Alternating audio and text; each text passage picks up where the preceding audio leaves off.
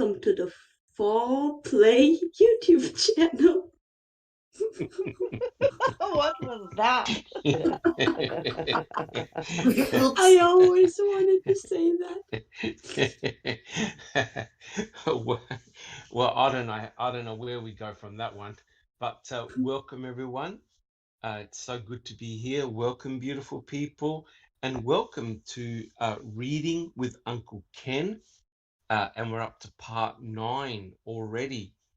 My name is Dr. Silkman, and I'm from the Foul Play team. It's so good to be here today. So for our new listeners, and we welcome everyone, of course, what we're doing is we're reading specific passages from Ken Kratz's book. And I'll be asking the panel specific questions to comment. And please, if you're in the chat, write down your questions and we'll try and answer your questions as best as we can. All of us from the Foul Play team would like to thank all of our subscribers. It's amazing. Our numbers are increasing all the time, and it's fantastic that the family is getting bigger. And we're looking at other cases, as you know, at the moment as well. We're looking at the Luke Mitchell case, and last week Jack hosted an excellent podcast, and I'm no doubt he'll talk a little bit more about that, where we discuss some aspects of the Luke Mitchell Jody Jones case, a very tragic case that happened in Scotland many years ago. And yeah, so I'm sure we'll discuss that case in the future as well. A lot of things are happening there. Well, look, guys, all of us would like to thank all of our subscribers. Thank you for being so loyal. If you do like what we do and you're new to the Foul Play team, please subscribe to our channel. If you like our podcast, please give us a thumbs up. If you don't, please let us know. We're not perfect. We try and listen to your suggestions in order to improve the show and the clarity of the show. All right, guys. Well, what we're going to do is I'm going to start immediately reading passages from the book, and then we're going to open it up to the panel for their comments.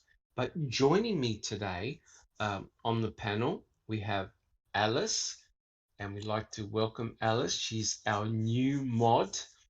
She's been made a mod, and we're so proud of Alice and her passion and her enthusiasm. We have Bibi. We have Checking Convictions. We have Jack61. We have Neverly. We have Zoe, and we have Sammy. And today, both Checking Convictions and Sammy will be monitoring the chat. And if you have any questions, please write them down. We'll try and answer them during the podcast. Bibi, did you have a quick comment to say? Yes, you had one little announcement you wanted to make. Oh, remind me, Bibi, remind me. It's on the on-air text room about the anniversary. It's the anniversary 67 of my Pa Avery. Oh, isn't that incredible? Today, fantastic. Yeah, fantastic. I know that, correct me if I'm wrong, I know that Mama Avery's not feeling the best at the moment, but I'm sure she's being well looked after. 67 years of marriage? Yeah. Yes. That's quite an achievement. That is a huge achievement. That's fantastic. Thank you so much. Thank you so much for that reminder. Yeah, I wasn't even aware, but that's a huge anniversary date. And of course, all of us wish them the very best. All right, guys. So what we'll do, we're not going to waste any time. We're going to go straight into the reading of the passages. Now, remember, this is chapter 4. This is where Ken Kratz is talking about the perpetrator. And of course, he's referring to Stephen Avery. Now, I said right at the beginning in last week's podcast, reading this chapter has been very hard. because Ken Kratz doesn't hold back. He basically takes Stephen Avery to pieces, and he reveals all the good, the bad, and the ugly. And we have to face it. We have to go through it. It is very, very important for us to understand Stephen Avery as he was and what he was transforming into as a better person, I believe. Okay, so what we'll do, we'll start with the next passage. I quote, "By the time of his arrest in the Hallbuck case, law enforcement had chronicled years of abusive and even what experts would later identify as typically sociopathic behavior by the explosive Stephen Avery. Animal abuse is often exhibited by those who later turn their violence towards humans. Rumors of inappropriate conduct between Avery family members themselves didn't surprise any of the cops or prosecutors. But, rumors aside, what was known for certain was that although Stephen Avery had turned out to be innocent of the Bernstein assault, he was still a dangerous and criminally savvy alum of the Wisconsin prison system. The Stephen Avery we had known for years bore little resemblance to the soft-spoken and polite character that would be introduced to the world in Making a Murderer. Wow. There certainly is a lot in there certainly is a lot in that passage. But my question to the panel and to our listeners is this, as a serious question. Did Making a Murderer in actual fact fool us all about Stephen Avery's true character? Was he really a dangerous and criminally savvy individual, as Ken Kratz alludes to? All right, guys, who would like to respond to our very first passage? Alice. No, and a big fat no. No, and a big fat no. Why do you say that, Alice? His demeanour, everything about him, just, I mean, I've never met the guy, but what I've seen, what I've read, everything he tried to do, even though he had all that trouble with the police before, they put him in the jail for something he didn't do.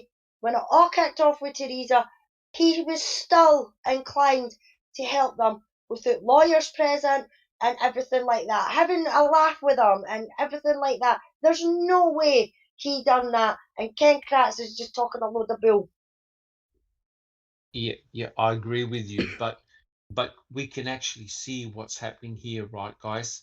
Ken Kratz is trying to create this monster, but furthermore, he's actually saying that the audience, us, the millions of people that saw Making a Murderer, were actually fooled.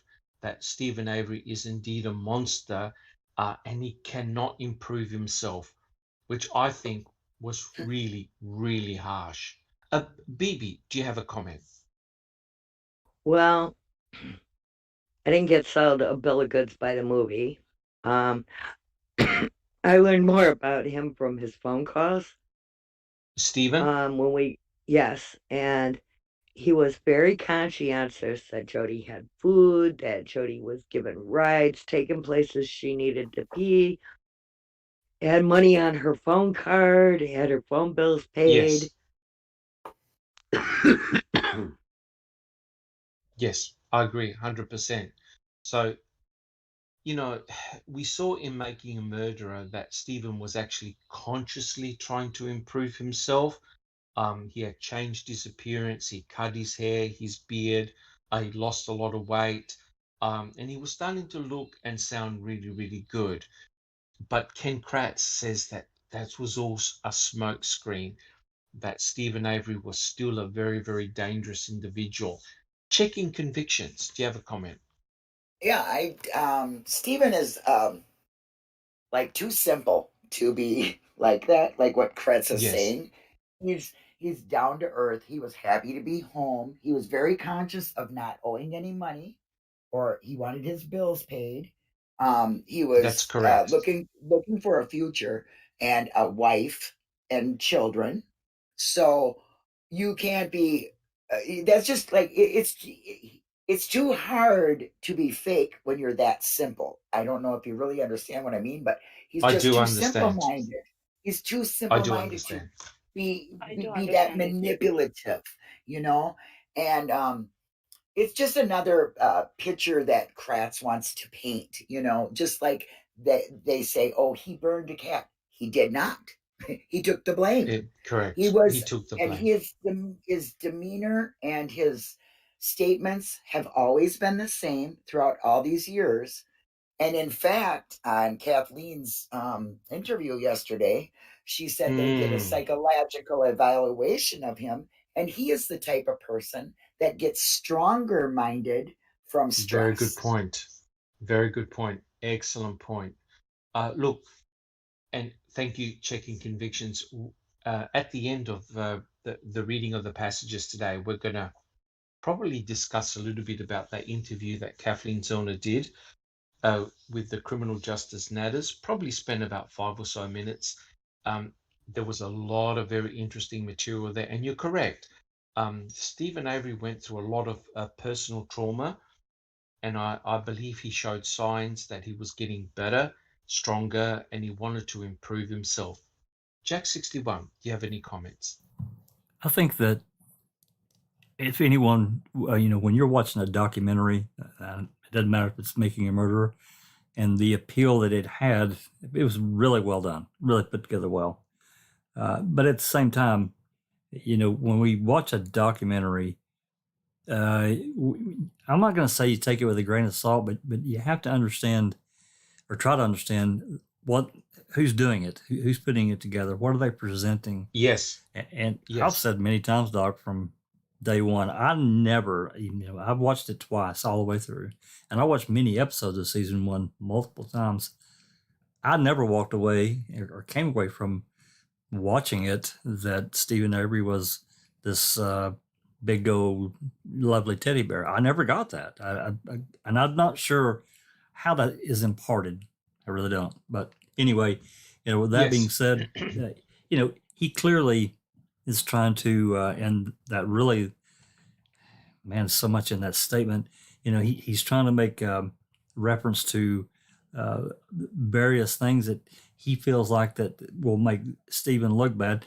And we can't forget this. And I'm not trying to be mean towards Jody, but we have to remember Jody was an alcoholic and she was a bad one. And, yes. He took the blame for her in one of her accidents. He got behind the wheel.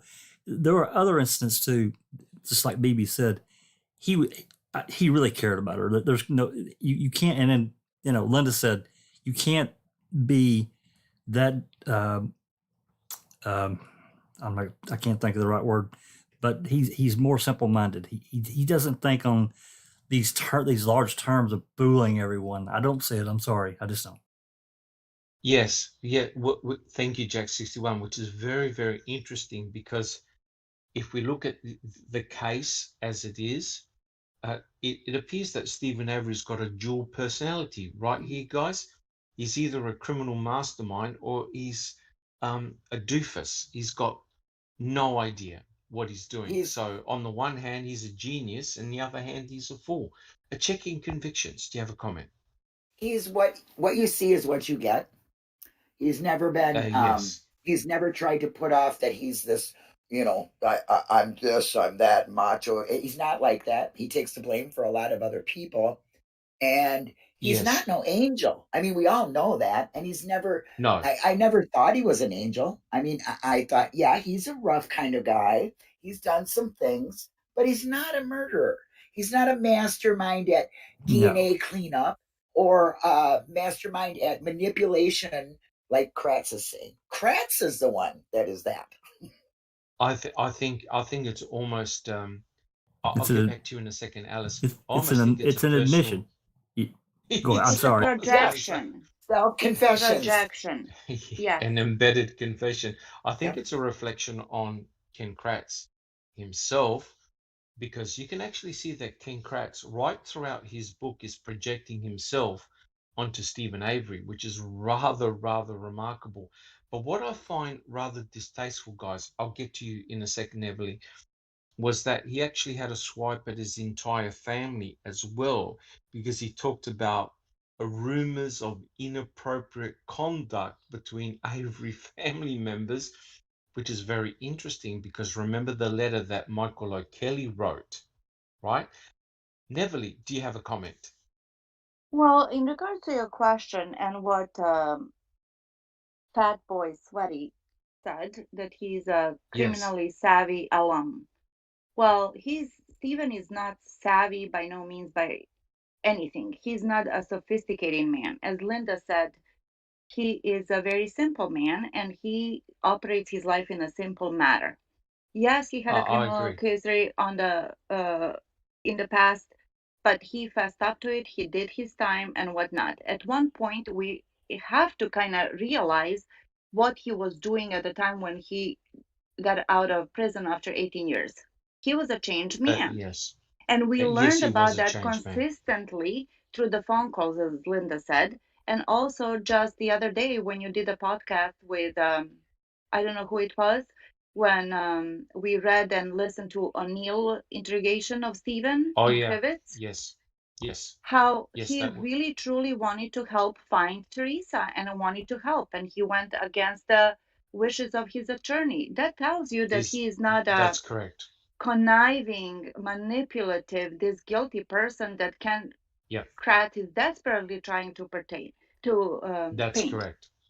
And Correct. yes, I agree. Correct. It's a pure projection. While all of these things are happening during the trial and post conviction as well, the book, when he was writing that, Ken himself had a fat rep building up Yes. on himself, didn't he? With drugs, with alcohol, An womanizing. He was addiction a to cheater. sex. Correct. Exactly. He was actually, according to Kratz, using his own words, he was diagnosed with narcissism. Stephen was never That's diagnosed correct. of a sociopath.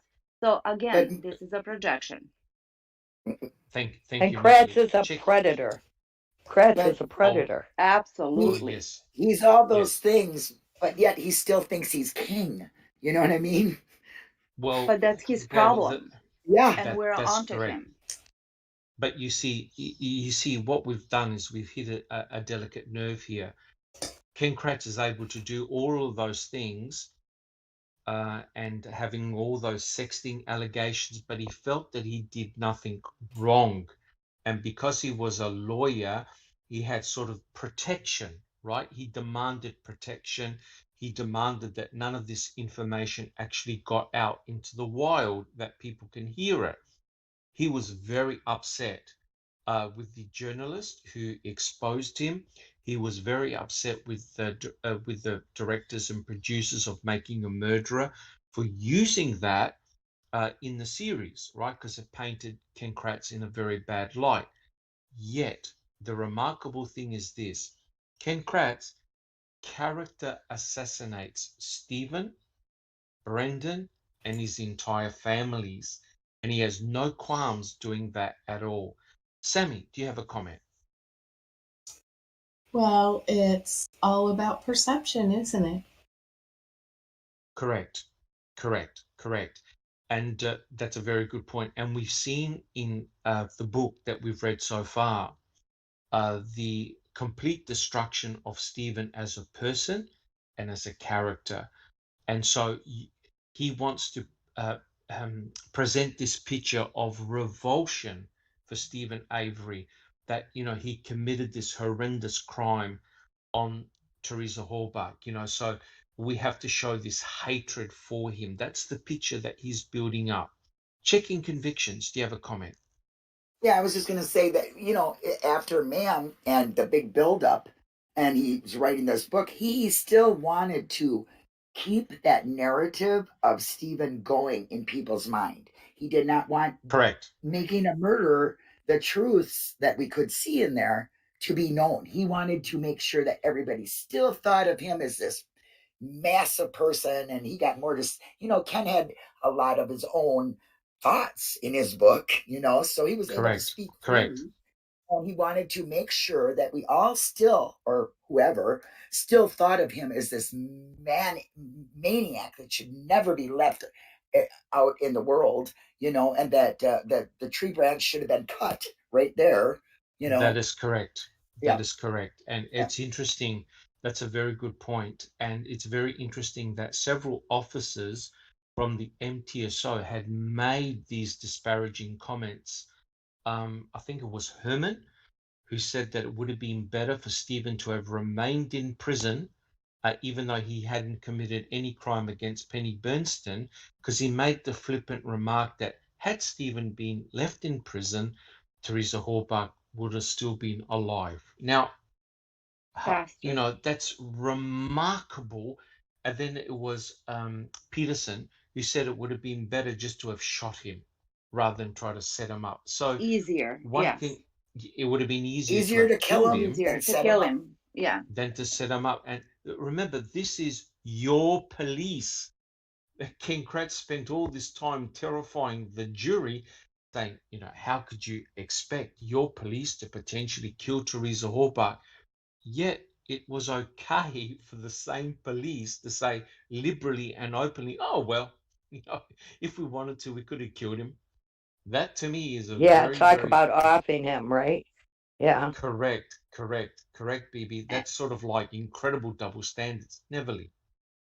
Another thing I wanted to point out in this, regarding the statement that Ken Kratz said about Stephen being criminally savvy alum, look who's talking. Yes. Stephen is uneducated. He doesn't even have a high school diploma. He is not evolved as a person, spiritually or however. And look at Ken Kratz. He's a freaking lawyer. He went to school. He's a good lawyer that's applying all his good skills for the wrong reasons and in the wrong direction. Yet he is, as Linda said, the predator. He is the one with a criminal history as well, sexual predator. On the not only on unsuspecting subjects, but on his own clients, the domestic violence victims. Yes. How low can you go? Correct. I mean, that to me is incredibly shocking because he used his position of. Yes, correct. He used his position in power, checking convictions. Yes. He's mirroring himself. Correct.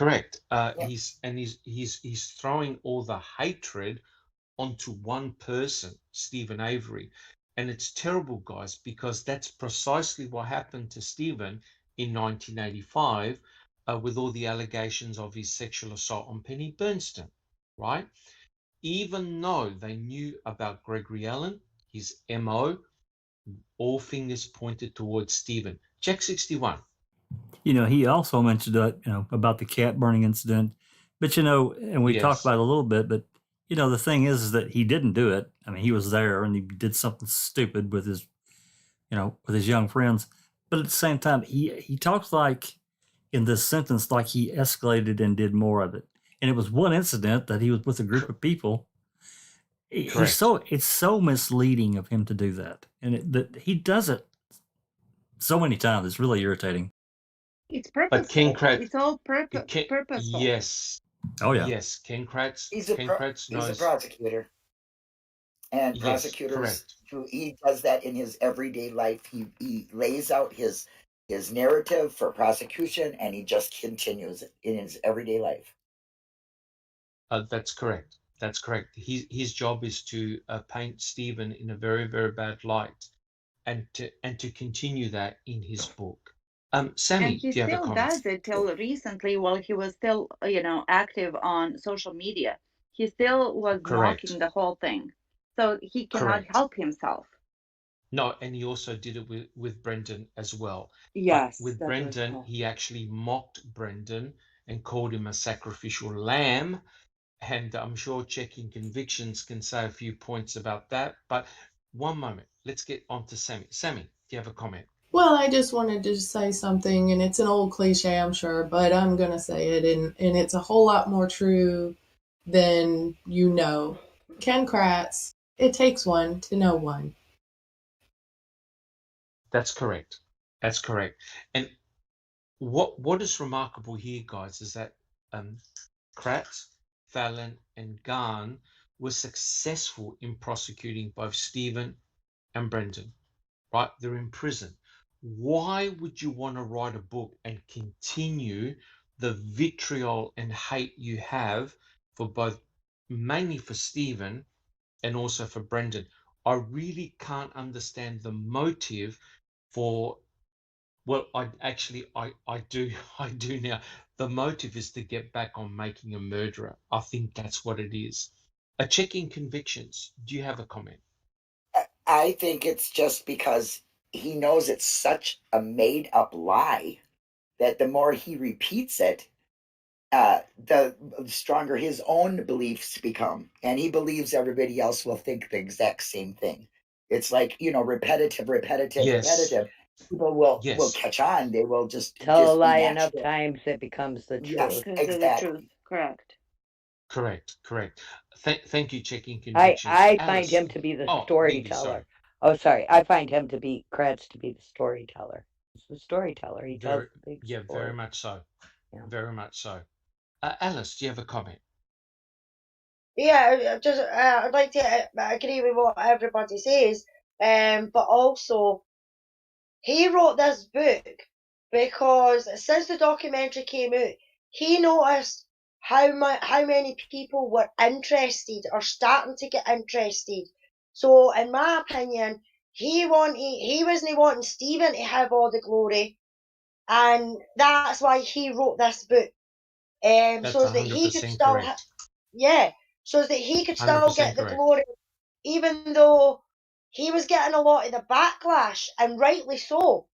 Him and we got and Fassbender and all the rest of them got the backlash. But if they were that bothered about what was put in the documentary, they all had their chance, And this was him writing Correct. this book to try and rectify what was getting told in the documentary about him, not only him but Stephen, and it completely backfired on him, like the series backfired on him as well. Correct. I think the impact that Making a Murderer had compelled Ken Kratz to write this book. Bibi. I think he thought he was going to sell a lot of copies because they're so big of interest. And he's going to make a lot of money and cash in on it. Yes, but it seemed to have had the opposite effect. Kind of why he went to CrimeCon that year, Yes, correct. He just Checking really has a convictions. very sorry.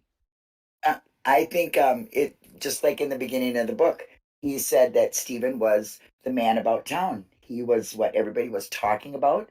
So he had to convict him and bring him down so he could be the man. And then when Making a Murderer came out, Stephen was the man again. So he had to do the same thing with his book. 100% correct.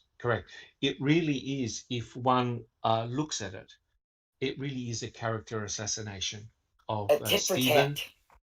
Yeah, Stephen, Brendan, and their respective families. He had a swipe at all of them. Neverly, do you have a comment? Well, to state the obvious, he just has a very devious mind, and I'm talking about Ken Kratz, not Stephen Yes. Avery. Just a very devious mind, lots of imagination. He is intelligent, and he's really savvy at what he does. So, but unfortunately, once again, it's not for a good cause. What he's doing is just a smear campaign. He has all this, as he says, self-proclaimed narcissist. It's never his fault. It's always somebody else's fault. The drugs, the alcohol, the addiction to sex, and all that. It was never his fault because he is a narcissist. It's the narcissist part of it. It's fault. That's very devious what he does in every sentence. He is purpose driven. Every single statement has a purpose. He's leading us on. No doubt. And just But like you Ronald D. Cass said, with the presser, how he opened up the press conference. Anybody that's 15 years, warning, Oh, if you're yes. 15 years or younger, so he's just, Yes. Yeah, it's just like the joke where you've got this picture of a big red button and it says "Do not press," right? You know, in other words, he was inviting you to stay and inviting you to listen because it was going to be juicy and spicy and controversial. Yeah, You like know, a so cliffhanger. yes, he knew precisely what he was doing. He was the ringmaster, right? At Jack 61. Well, before we move on, I just wanted to. BB mentioned the CrimeCon, and I really wish I could find the video where he did the worm. I can't find it anymore. Right. Did you see that? Yes, I did. Did you not see it, Doc? What? I didn't No, I see haven't it. seen that. On the I ground. haven't seen that. Oh, I haven't seen Linda. it. What did he do, Jack I've seen it. 61? Well, he. Oh my It's a God! dance, Yeah, right? it's a dance where you get down Oh, on Yeah. the floor and, Yep. and you're like a worm. And he got down on the floor and he wiggled all He around. looked like a I, beach whale. For real. for For real, he real. did. For real, he did it. I have And never Oh my seen this. God. You have to find this for me. I've Oh my looked. I God. can't. He's I the life can't. of the party. I can't find it anywhere. I'll actually. It's been a while since I looked. Maybe I'll try again. But you know, Jinx, Right. is Jinx here? Jinx, find me that video. he looked like when he got up. He looked like he was going to stroke. Seriously, because he was Right. burnt. He was sweating. He was. Minute. He was drenched in sweat. It was nuts. Oh, But I was yes. I gonna saw stroke that watching picture. him. anyway, Yes, I saw that picture. anyway, BB mentioned He did- CrimeCon, so Yes, yes. Oh, he just turned it into a charade. That's what he did. You know, which is awful, awful when you think about it. Checking convictions. Yeah, I mean, even look at how he inserted himself on Brendan when they were at Oh, the, yeah. I mean, The en banc. he had no Yeah. business to be there. He even said, "I'm not a lawyer anymore. I'm not this," but Yes, yet he had but so he had- much to say because he knows so much. He's the Yes. expert on the case. Okay, he's the Correct. expert on the case because he made the case in his mind and made it come true in reality Correct. to the jurors. Correct. And not only that, he just happened to have a book stand. Oh, I'm selling this book, by the way. So again, it was all about self-promotion because he arrived with his wife, his young wife, to the en banc hearing, and then he had a big press conference at the end, and which is remarkable because Ken Kratz kept on saying, "Hey, I don't like the press. I don't like the press." Yet every time someone's got a microphone, Bibi, do you have a comment? I have to say it. Granddaughter bride. Yes. Yeah, that is true. I think, is this his fourth marriage? I think it could be his fourth Third marriage. for sure. Third for Third for sure. sure. Third? Okay. No worries. Yeah, people never learn, I'm afraid. All right, so guys, are we happy with the first comment? So one can see that he is really having a go at the Making a Murderer audience, that we've all been fooled, that Stephen Avery is definitely criminally savvy, and we should all be very, very careful for him. He also has a go at his family. All right, We're a cult. checking Remember. convictions. What's I that? just wanted to say, remember, we're a documentary cult. So yes. Oh, yes. I agree. Yes. Correct. I resemble that. Let's go on with the next quote. This one's a beauty. Okay. I quote, "From the bleak, clattering Manitowoc County Jail, both Stephen Avery and Brendan Dassey made regular phone calls after their arrests, mostly to Avery family members, in which they discussed speculations, strategies, and often contradicted statements made earlier to law enforcement investigators. Stephen used the phone to attempt to manipulate his family, directing them to talk to Brendan about not taking a plea agreement, complaining that they weren't trying hard enough to post his bond or weren't following his directions regarding defense strategy. Those calls provided a window into the two men's personalities, and Making a Murderer makes frequent use of them in its 10 episodes, culling snippets and playing them back, accompanied by subtitles. So here's the question.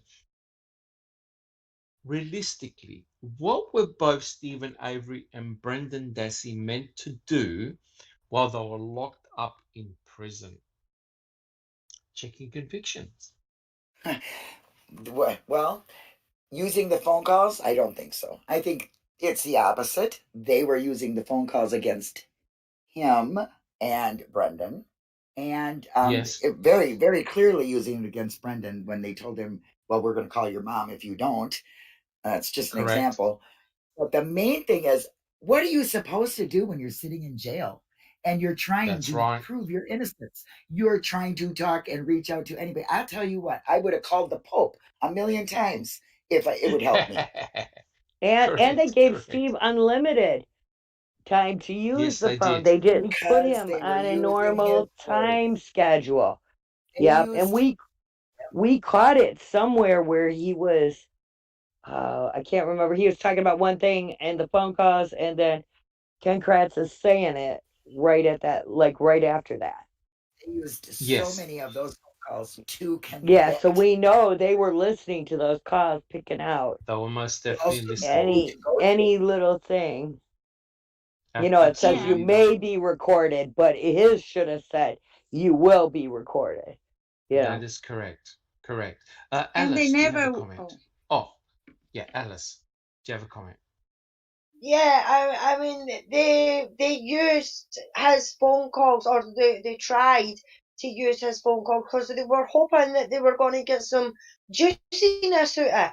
They were hoping that he was going to phone his mum or his sister and that and be like, "Oh, did you get rid of that?" And remember, keep your mouth shut about that. When it was the complete Yes, opposite. All they were that getting is was a correct. pissed off Stephen because things weren't happening quick enough. And I'm sorry, but if you're being charged with something that you never done again, right at the beginning, you're guaranteed he's going to be pissed off to the max because this is happening again Agree. to him. You know? Agree. So they weren't happy because these were just the phone calls. So that's Crash trying to twist it, like you said, like we've all said before, twist it to his narrative to keep Stephen out there as to be the nasty bastard that he's trying to make him out to be and that the trial made him out to be. Whereas when you actually look into the documents and everything like that, you can see the complete opposite. Correct. Correct. But it's amazing that, if you're sitting in prison, right, and you haven't committed this crime, what are you meant to do? Are you meant to just sit back passively? Are you meant to not talk to anyone? Or are you trying to plead your innocence and try to get things going? Because Stephen knew that things were going to be very, very difficult for him, right? It wasn't going to be very easy for him. Neverly, do you have a comment? And his accusation that Stephen and Brendan were changing stories, that's a fat lie. They never wavered. And if they were Correct. like, you know what I mean? There were a couple of phone calls when Stephen was actually talking out loud, trying to recall everything, every single possible detail to see how they could say something that wasn't true, because he was like questioning, like, did I do this or whatever? That doesn't mean that he was changing his story. He was trying to recall everything. And then most of all, they're in prison. They have the right to use that phone. So they're not going to not use the phone. And again, as Ali Correct. said, and everybody else, and then again, this was their lifeline to the outside world, lifeline to That's help. correct. That's correct. That's correct. And remember, when Stephen Avery was first arrested, no one knew where he was, right? They shielded him. They prevented him from talking to his family, from talking to his attorney. Remember that press conference where there was Pagel and Ken Kratz? And the press were asking him, well, where is he? Right? So no one knew where they had placed him. They secreted him. They didn't want him talking to his family. Checking convictions. Well, how are you supposed to get a lawyer, raise bail? Yes. You can't do that by yourself in a cell And because nobody, what are you going to do? Hey, guard, let me out so I can go talk to this lawyer. It don't work that Correct. way. Okay. And it is, if you listen to the phone calls and you watch the way that this went down, you can see what they took out of there. You could see when they went to talk to Jody to get her to flip. You could see that Yes. who his alibi was. You could see his routine of days. And yes, he was reaching out to prove his innocence, get help. And like I said, I would have called the Pope a million times. If it was Yes. going to help me, Yes. I would have done that. And I think anybody, rational murderer or a simple man, would do the same. I agree. I agree. Thank you. Checking convictions. Jack 61. I've got all kinds of places to go with this, but I'll be as brief as possible. First, when he was arrested, his bail was $500,000. His family did everything in the world to, mortgage or to get that mortgage, that special mortgage for their property. Then what happens? That got all whatever, and then, of course, later on, March 1st, Brendan gets arrested, and what did the Kratz immediately come back and do? They added 3 more charges to Avery and raised his bail, and then said, Yes. by the way, your family's not going to be allowed to. It was a surety bond. That's what they tried to do. They said, nope, Yes. can't do that. And Buting and Strang argued for months about this whole bail issue and allowing Brendan's statements to increase Avery's bail. So he's, again, it's more manipulation from Mr. Kratz. Same old song. That is correct. And the obvious aim was to ensure that Stephen Avery remained in prison behind bars, that he wasn't free on bond, right? Because, there was talk about, he might have abscond, he might escape, etc., etc. They clearly did not want him out of prison, right? And yet, is it true that they handed him a mobile phone and he could talk to his family anytime he wanted? Did he have his own personal phone in his cell? I think so. Later on, I think he gets use of. They have one they pass around. But in the beginning, Ronald, he was in one room alone, and then had the TV room to himself on one whole little wing, like by himself. Yes. He'd have to step around the corner from his room to use the payphone. Yes, but he had liberal use of that phone because he Normally made you have calls time per day. frames. Normally you have certain time frames you can talk, and they had him on unlimited. And Ronald D. Cass from chat says that law enforcement wanted them to use the phone as counterintelligence gathering. Usually you're allowed one 15-minute call a day. And that's what I wanted to say. That free cell phone that Stephen could use as many times as he wanted, nothing's for free, as we learned later. That is correct. That's correct. And we'll talk about it in a sec, but there's no doubt that Ken Kratz listened to all the phone calls or had people listen to all the phone calls. I agree that they were definitely collecting intelligence. They were trying to entrap Stephen Avery. They were looking for contradictions, right? Checking convictions. Yeah, let's not forget that they didn't just use his phone calls. They also record conversations. So, Yes. who do they do that to? And what prisoner have you ever heard of that has unlimited phone calls and a cell phone? I mean, talk about giving somebody a gift and then kicking him in the butt with it, Correct. I really do think it was really for intelligence gathering, to build up a picture of Stephen Avery, what he was doing, see if there were contradictions in his recollections, look at the interaction between both Brendan, Stephen, the families, and all sorts of things like that. They were definitely gathering intelligence. Bibi. They were giving him enough rope to hang himself with. They wanted him to feel real comfortable talking on that phone, as much as his family could afford for him to, so that way they could get something on him. Correct. They were looking for the weakest link, essentially. They really were. Jack 61. And if anybody thinks they weren't listening to phone calls, remember, and this is, of course, is a different case, but remember what Tom Fallon did to Brendan at his trial. Yes. And using that phone call after the May 13th coerced interrogation of Brendan. And they didn't. It was an edited clip. It didn't tell the entire story. The context of that call was everything for Brendan. Correct. When he was talking to his mum. That's right. When he was talking to his mother. Yes. You're talking about that call? Yes, exactly. Yep. Which is amazing because that's when Kaczynski got booted off the team because he wasn't there. So he allowed Brendan to be interrogated by Fassbender and Uyghur without the presence of his attorney, and that's when he got thrown off the case. Which is remarkable. All because Ken Kratz wanted a clean confession, but they still. That's correct. They used that phone call, so they were listening to all of them. There was no doubt about it. And yes. And as I think Linda, I think she broke up a little bit when she was saying it, but we don't know what all was recorded in the privacy rooms. So yes, which is very, very interesting. So they're breaking all sorts of rules here, and that's the not so private rooms. That's correct. The not so private rooms. You're right. And you just wonder exactly what the state have got. Checking convictions. Do you think that even using the phone calls even helped with their narrative? I mean, I kind of think it did.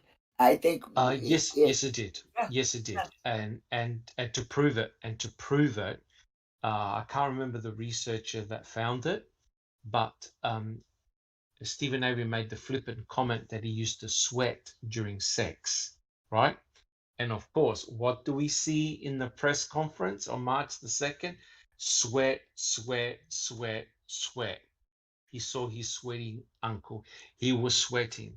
That's the one we busted him out on for using, where we could see that he used some phone calls. Correct. And he was sweating profusely. That's why he left all his DNA on the hood latch, right? So the theme was, okay, I'm going to listen to the calls. I'm going to get little tidbits. I'm going to use them against Stephen. I'm going to use them against Brendan, right? So there's no, in fact, in his book, in his chapter, he actually admits that he had listened to all the calls, or he had people listen to all the calls. It's like having surveillance, right? And it's interesting because Stephen in his phone call says, I don't care that they're listening, right? So he was aware that they were listening because when you use the jail phone call, it says your call is being recorded. Checking convictions.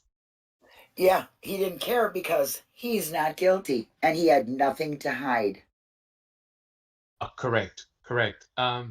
You can see from the phone calls, and we've got them on our website, you can see that he doesn't hold back, right? He doesn't hold back. There's nothing that he doesn't address or discuss with his family, right? It's all out in the open.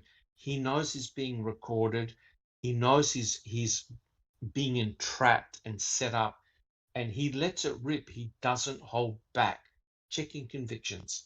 Yeah, that just goes to show you that what Kratz was saying, what the past question we just had, there was nothing fake about Stephen. He was just, there it is, here it is. Whether he's, saying something that may incriminate him, he's still speaking his truths.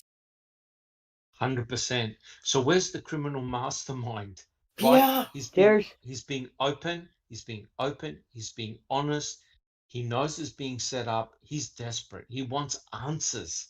There's whole phone conversations where his mom calls him up and screams at him, "Shut up!" Because the lawyers have told her, make him shut up and stop talking to everyone.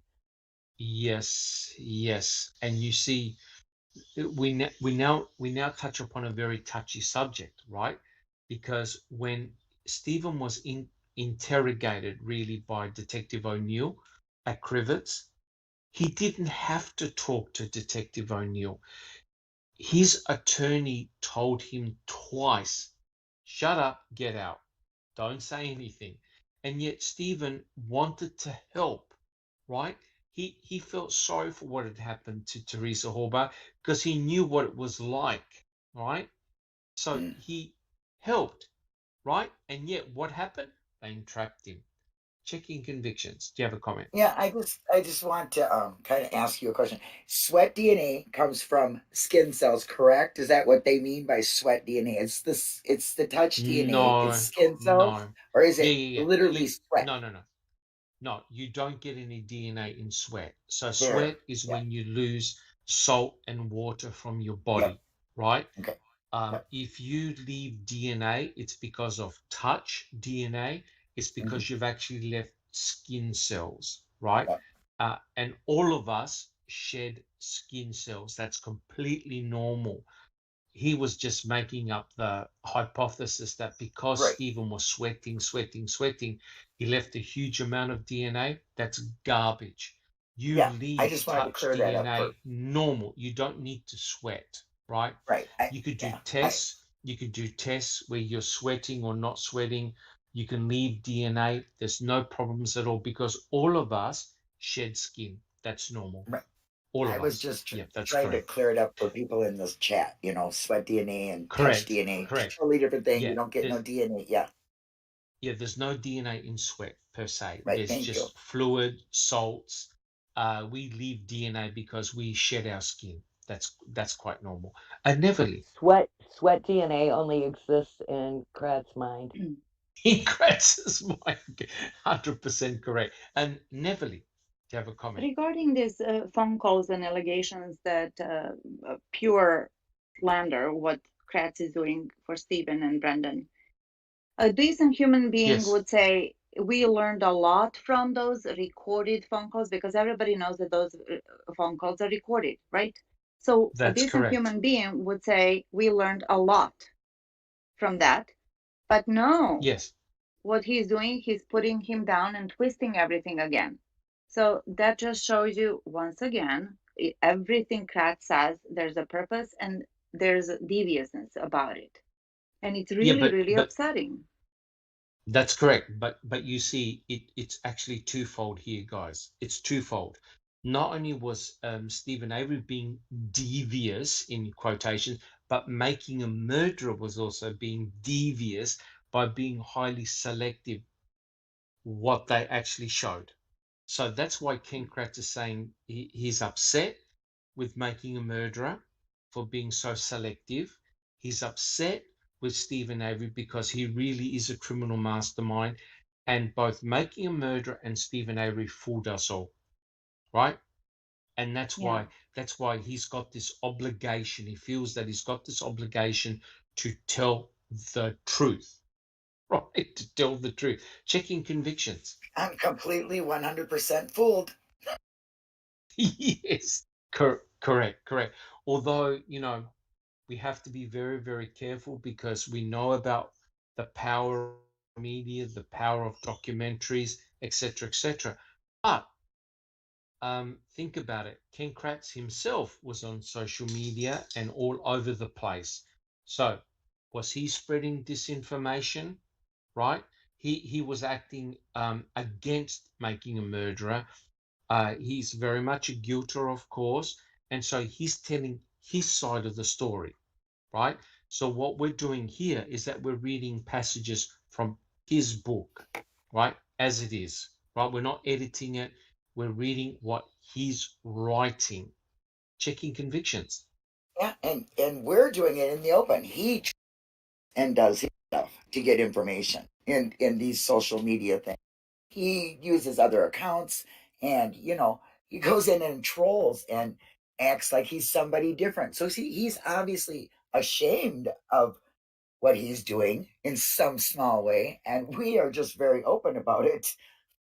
Correct. And like I've always said, we don't know all the answers. We're just trying to get to the so-called truth. And for Ken Kratz to actually have a go at Stephen and Brendan for using the telephone in order to manipulate his family, that's just off the charts, in my opinion. I mean, Stephen Avery, if he's truly innocent, What is he meant to do? Right? What is this guy meant to do? He's gone to prison again. He's been entrapped again. Of course, he's going to be desperate. And yet, as I think, as Neverly pointed out and checking convictions, he still showed a lot of sympathy, concern, and care for Jody. Is that correct? He really was. He was showing a lot of concern, checking Yes. convictions. Yes. I Yeah. mean, he cares I about mean, his mother, his father, even though Jody yes. was in jail when he was there. He's somebody who's got your back. I might not have a lot, but whatever I can do for you, I will do. Yes. I'm just going to ask a general question here. Do you think Stephen personally was very, very frustrated with Jody in terms of her drinking habits, checking convictions? Yes, I do. I think he wanted better for her. Yes, I agree, 100%. Bibi, Yeah, he was on a big push to get her to quit drinking. It was a problem for him. yeah, very, very much so, very much so. Well, and one Because thing, when she kept going to jail, right? that is Yes, correct, that was her fourth that is DUI. Yeah. yes, I believe so. And And he so she still was, hung there next to her, by her, sending money, going over there to give her money, Getting her calling cards, making sure her bills were calling cards, paid. And exactly, being yeah, there to talk to her. So yeah. He was worried about her yes, health because he wanted to start a family. He wanted to marry her, And you she had know? a yes, he daughter. did. He was conscious of that as well. Correct, correct. And one can see the irony here, guys, right? Stephen was in prison, right, for 12 years for something he didn't do. He had this massive civil suit going on, and things were very, very tenuous, right, and tense. Yet his own fiance was in prison all the time. So it obviously it wouldn't have looked good for Stephen, right? That she kept on, with the DUI, influence of alcohol, and so overall for Stephen, it wasn't a good look.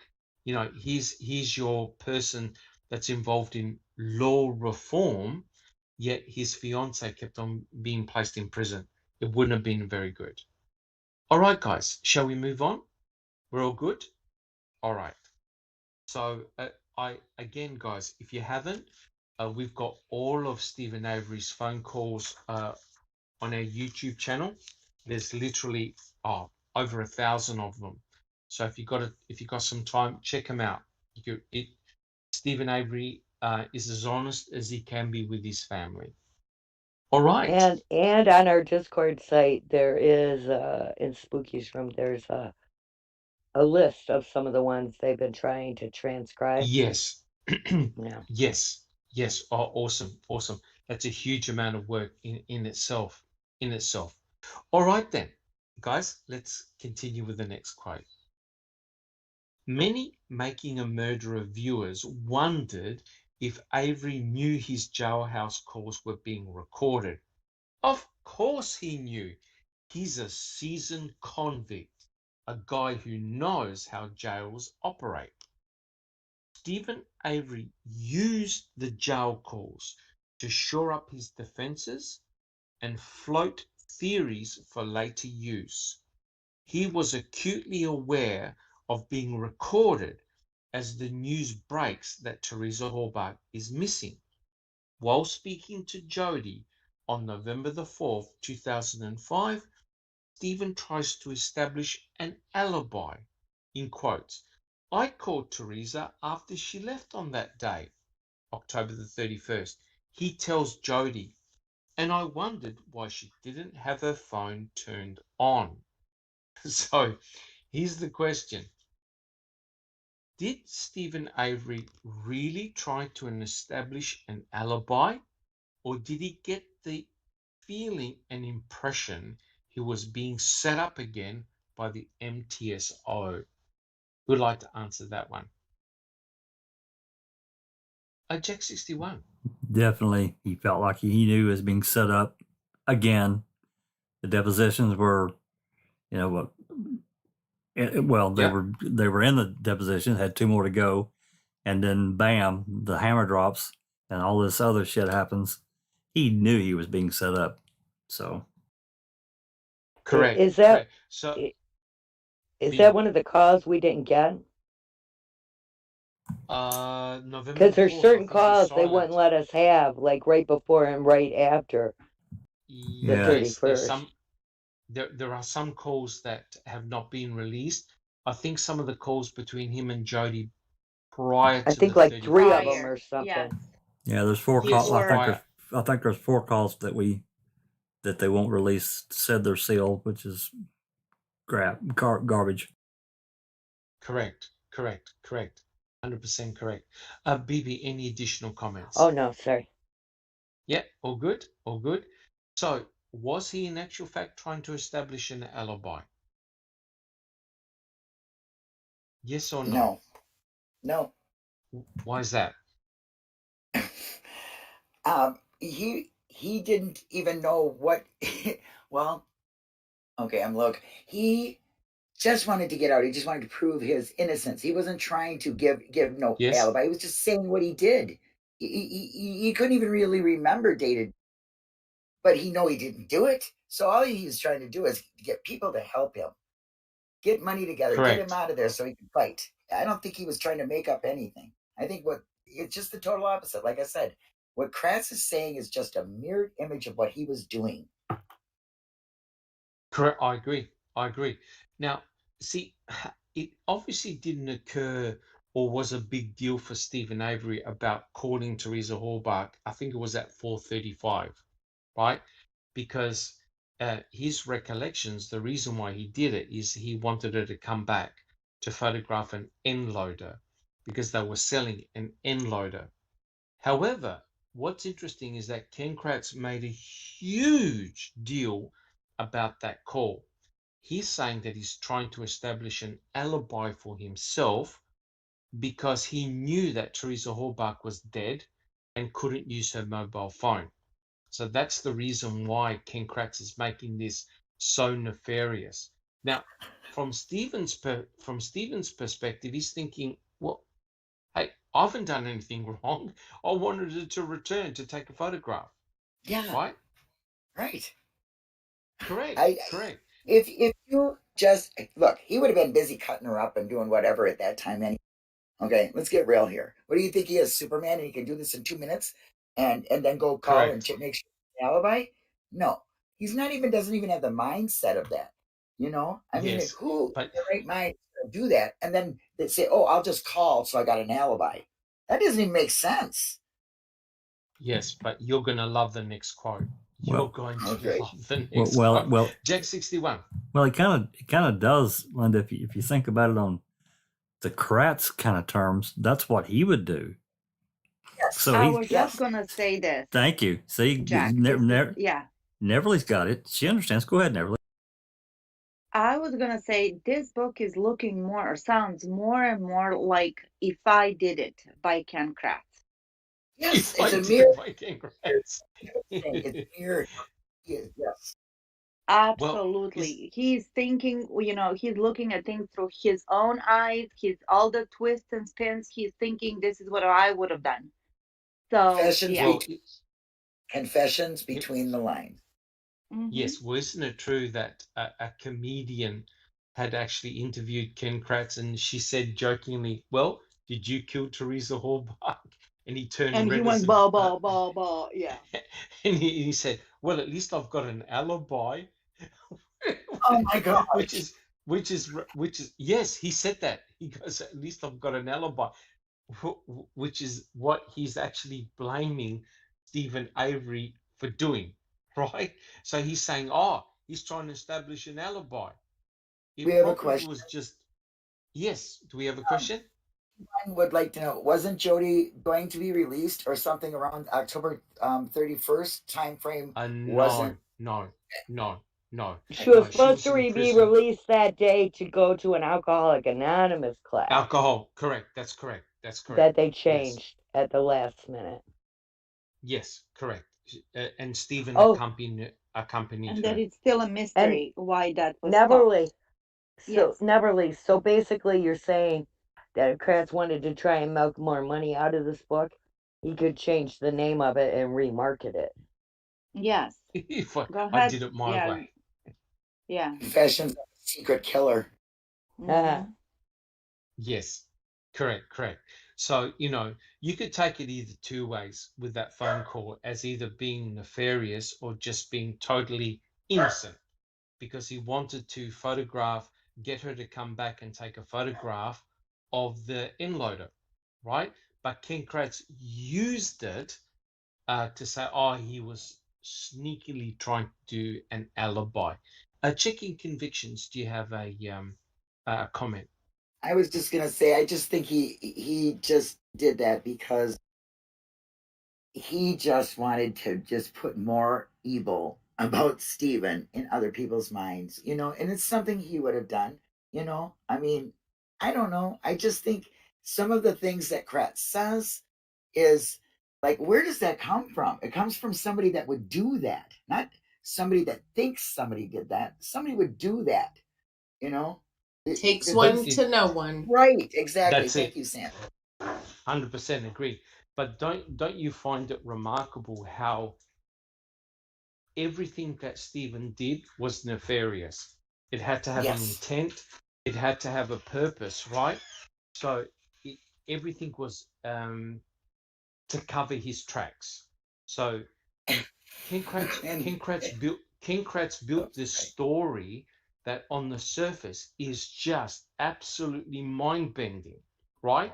So think about it. Stephen Avery, he's in the auto salvage business, right? He's used Teresa Halbach many times before. They ring up Auto Trader to get vehicles in their magazines, right?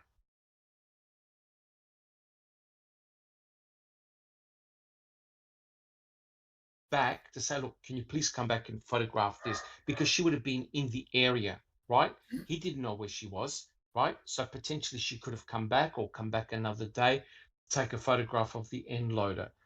But yet, Ken Kratz has made it nefarious. What did Ken Kratz say at the beginning, guys? He lured Teresa Halbach I was just going to say. to take photographs. He lured. That's the most insane thing I have ever heard. How can he lure her when Teresa Halbach has been there before? Teresa Halbach knows who Stephen Avery is. He's a bit of a celebrity, right? So Stephen Avery On left Avery a paper Road. trail. Yes, Yeah. he Yep, left a she paper cannot trail. drive onto that In the property middle of without the knowing where she's going.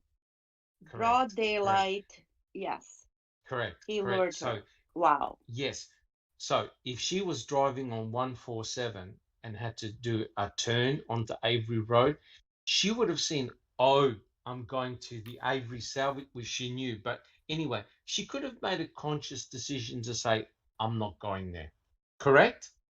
Of Right. course. It She wasn't didn't like have to go. Stephen. It wasn't like Stephen Avery was waiting at the end of Avery Road to say, "Oh yeah, come over here. I've got a vehicle for you." No, right? He actually waited inside his own trailer until she arrived. So how on earth is he luring her when Teresa Halbach knew precisely where she was going, and there was a paper trail? That kind of Checking right there convictions. where he's luring her. Something that has always bothered me is he says, "And what piece of evidence did you find there, Mr. Fassbender? Wasn't there a receipt from Auto Trader which proves that what she took a picture? I mean, Correct. you get a Well, receipt. He made it sound that's so correct. bad. That's correct. That's correct. Yeah, What he was implying, you know what he was implying? that she was He in was the implying house. that Teresa Halbach was in the trailer. Correct. Yes. Correct. Yeah, And you can't get a Stephen Avery. receipt through somebody handing it to you in a window. He made that awful. That was Yes, he did. sneaky. Yes. Yes, he did. And when you think about it, right? If Stephen Avery was trying to be incognito, do you really think he would have received a book, an Auto Trader book, proving that she was there? Right? Yeah, she Of course, cared No about way. she was there.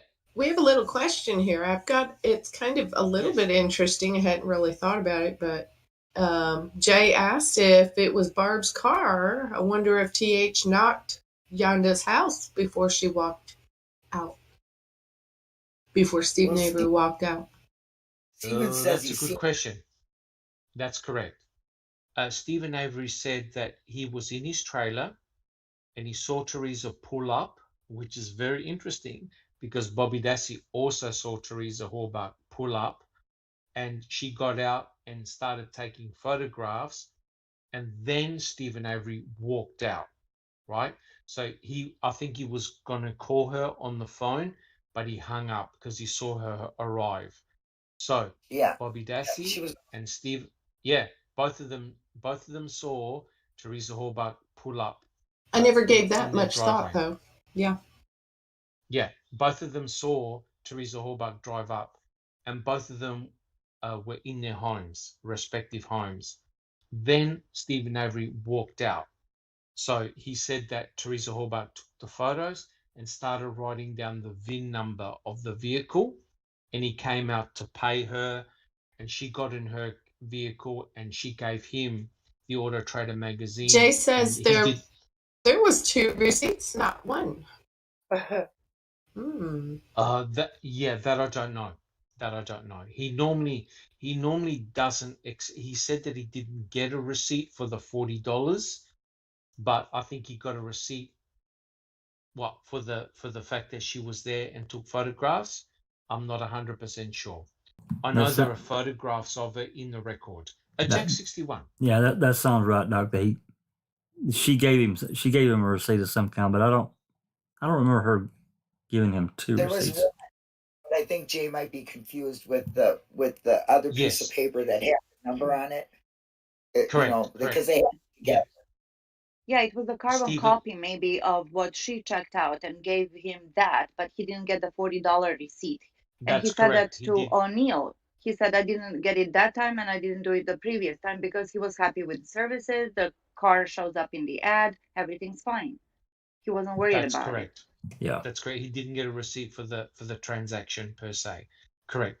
But he definitely received an Auto Trader magazine from Teresa Hallbach. Alice, do you have a comment?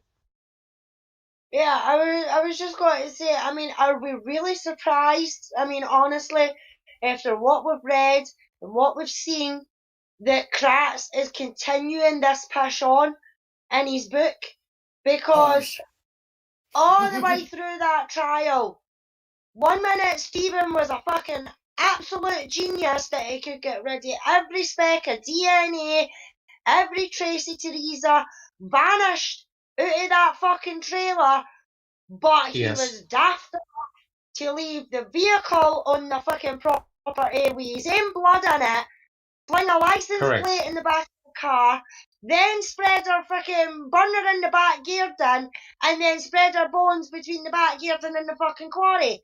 Come on! Correct. You know what I mean? Correct. Correct. Are we actually surprised that Kratz tried to continue this on in his fucking book to make Stephen out to be something that he's not? Well, Correct. And Correct. look at this, guys. As we Yes, said, Natalie. the savant that he cleaned up, he should open up a cleaning service when he comes out. That's the cleaner, correct. right? That's From correct. crime Yes. scenes. Yet he bled Yes. like a pig from a simple cut on his finger.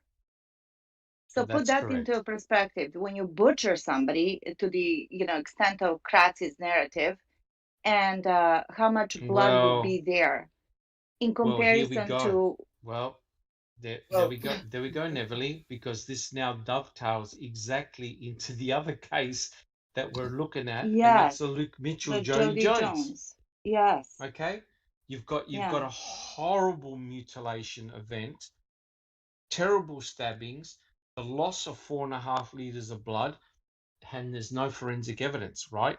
And so here's the problem, right?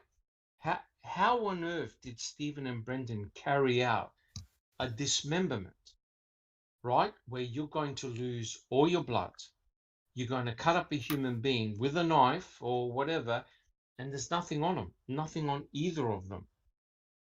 This is starting to look ridiculous now. Do you guys agree or not? Absolutely. Yeah. Absolutely. It's If I could just it's touch on, completely crazy. And that's why I know we're not talking about this now. That's why I'm looking at the Luke Mitchell case and I'm scratching my head. How on earth can you commit such a horrendous act and not leave any forensic evidence behind, either on the body or on yourself? It's and crazy. have dirty It really, fingernails really is crazy. I Well, don't and have believe dirty. that's possible. Not neither in do I. any case. No. Yeah, it's really crazy. Now, I'm again, I'm conscious of the time, but what I want to do, I want to finish these passages from this book. So, guys, can we continue? Checking convictions. You got a comment? Just wanted to say, if we're talking about even trying to get an alibi, what were the cops doing? Hey, let's take those shoes in case there's some robberies. I mean, who's talking about setting things up? Correct. Absolutely correct.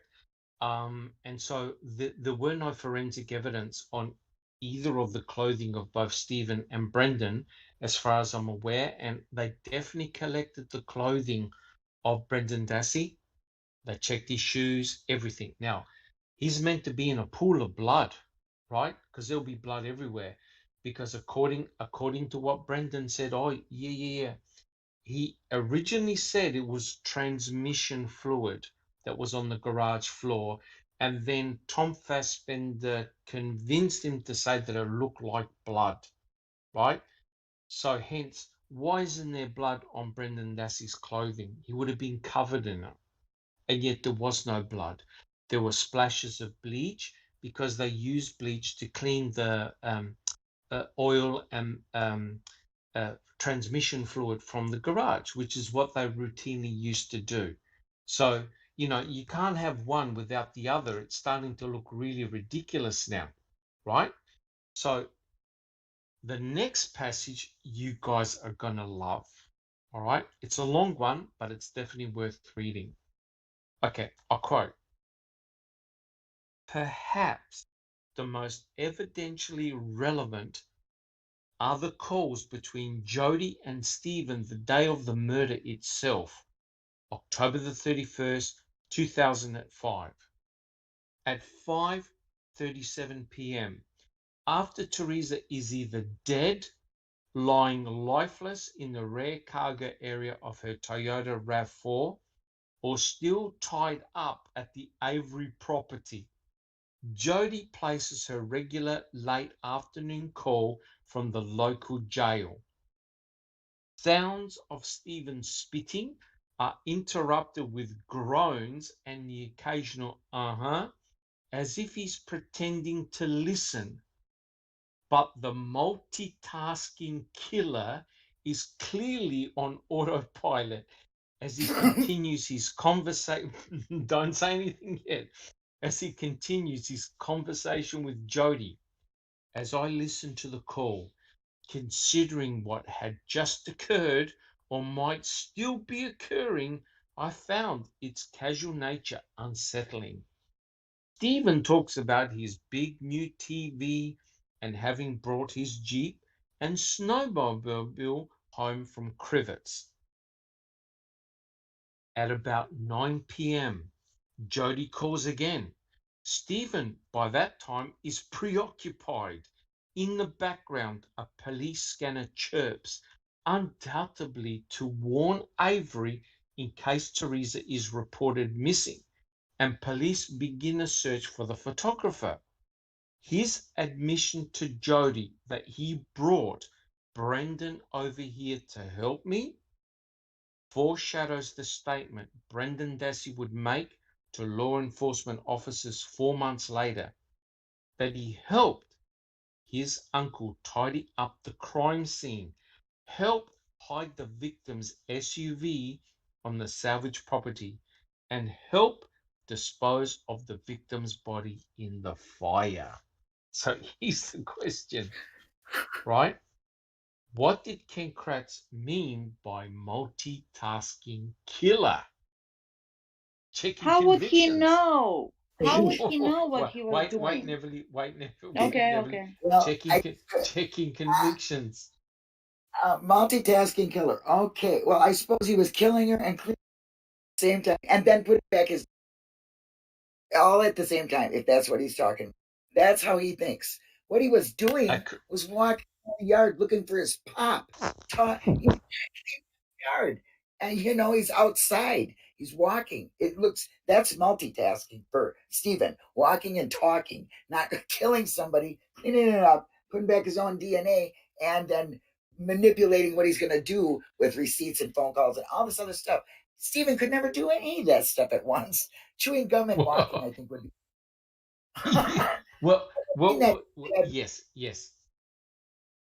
Yes, agree, 100% agree. But how speculative was that statement he just read? How speculative was that statement? Speculative. The whole thing is speculative. The only thing he got right was that Jody phoned him twice. That's the only thing that was correct. Neverly, do you have a comment? How would Ken Kratz know what was Stephen doing? Was he there? He wasn't. Takes one to know one. Speculative is, you are very polite. You're very polite, Dr. Silkman. I have a different word for that. So he's just full of it. He's just weaving this story in and out, up and around, to make him look like this devious monster, just so he would fill the pages of this so-called book. This is just lies. And somebody asked, actually, in the beginning of the podcast, can Stephen sue Ken Kratz for slander? Yes. Well, let me tell defamation. you this.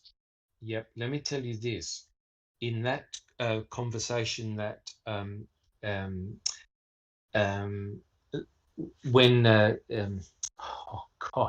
Kathleen Zorner spoke to that gentleman in Criminal Justice Matters, she said that when Stephen gets out, they are going to do a civil suit.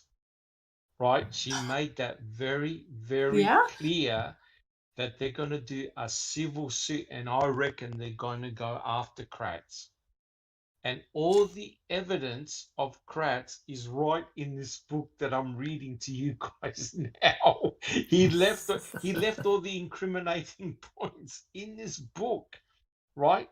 And if Stephen Avery is actually proven to be not guilty, if Brendan Dassey is proven to be not guilty, I could imagine the litigation. And she said, "Oh yeah, we're going for it." I, as in she's going to be in charge of the civil lawsuit, right? It's still use his own words. I'm reading. There's no way out for Ken Kratz. Sorry, there's no way out, man. No, correct. He's dived deep. He's cast all his dices. He's rolled them all, and he hopes to God that Brendan Dassey and Stephen Avery die in prison, because if they get released, if they're proven to be not guilty, oh Lord, they're going to go after. They'll go after Kratz, Fallon, and Gahn, all of them, and hopefully they'll throw in Culhane and Eisenberg as well, because it's going to get very, very nasty indeed. Neverly, do you want to continue your comments? Yeah, in that case, Dr. Silkman, we should say, come on, Ken Kratz, write a volume 2. Right. He already did. Yes, he did. And we'll be covering that, don't worry. But the thing is, though, if you notice, Ken Kratz is putting his head on the chopping block. Gahn and Fallon have disappeared, right? They're radio silence. They don't want anything to do with this, because I have an awful feeling they know the hammer's going to fall. Jack 61. Multitasking. So he's sitting there, he's painting this picture of Avery sitting there in his easy chair, watching his big TV, while he's got Teresa. Well, he first said, I think he mentioned Teresa's either in the back of the RAV. Correct. And if he's in the condition that he's proposed already, the back of the RAV would have been covered in blood. There would have been blood everywhere. That's correct. And then number 2, he's painting this monster. Well, she's not back there. He's got her tied up over there doing, whatever. To the bed.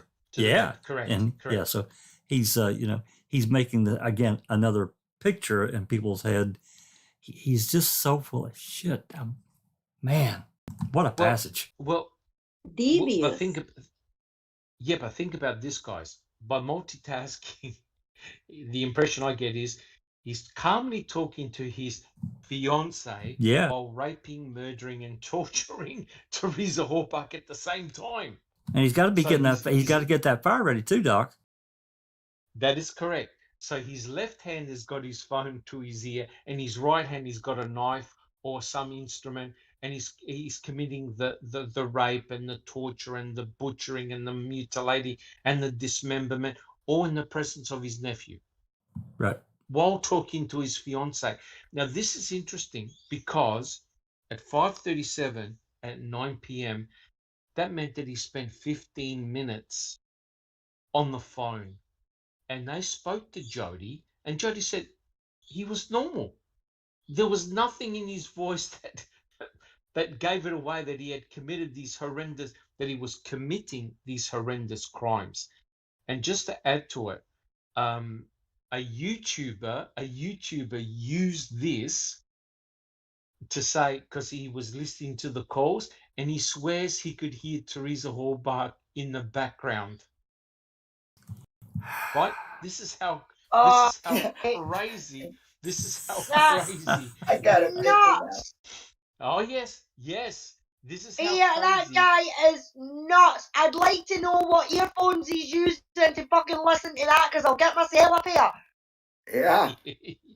That's correct. And this YouTuber, I think he's taken it down since, but he was implying one wonders whether this was Ken Kratz himself, because multitasking. So Teresa Hallbach was dying in the background while Stephen was calmly talking to his fiance on the phone. That's how warped some people are in this case. Alice, do you have any additional comments? Oh, no. No. All right, guys. Jack 61. One final thing, and I meant to say it a minute ago. This crap about the police scanner.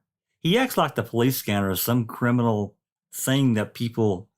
If you're listening to a scanner, you must be a criminal. And my Correct. God, Teresa's a grown woman, and so she's automatically going to be reported missing. And Stephen's sitting there listening to a police scanner. Are you freaking kidding me? I listen. Where I live, there's not too many people that don't have them.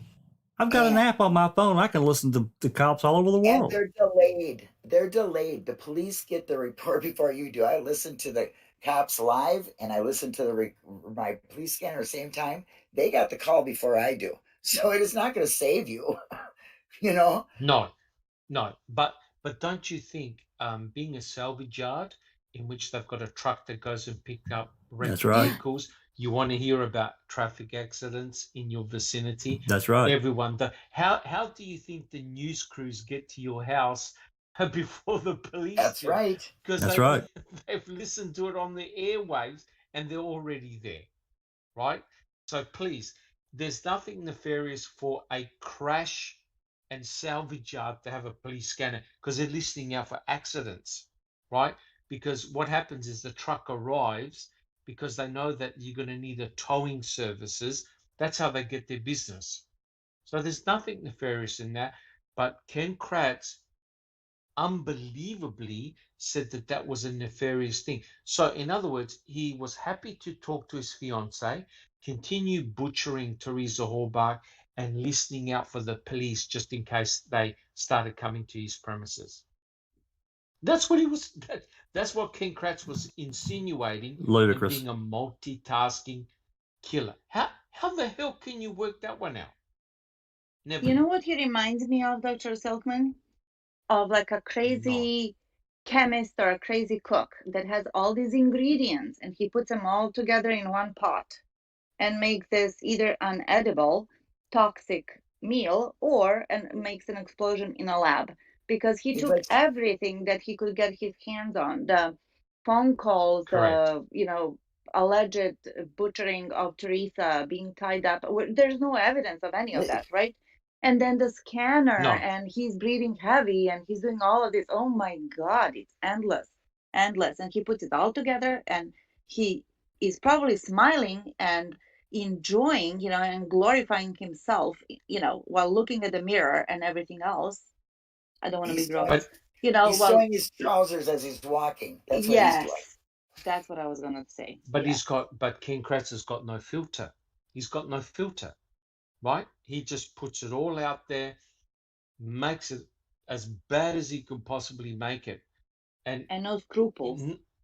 no scruples whatsoever. And that's actually quite shocking, because he's insinuating that Stephen Avery is truly a psychopath on the same level as Buffalo Bill. Someone with no emotions can butcher someone, can rape someone, and then calmly be talking to their fiance on the phone. And does that strike you as being Stephen Avery? Is Stephen Avery that devious? Neverly. But this is a cookie cutter. This is a pattern now, what they're saying about Stephen. They said the same thing, that he raped and beat up Penny Oh, that's Bernstein, and then correct. he calmly came back to his truck where His his family, wife and yes, 5 little kids. I'm talking about and little 5 kids. children. Correct.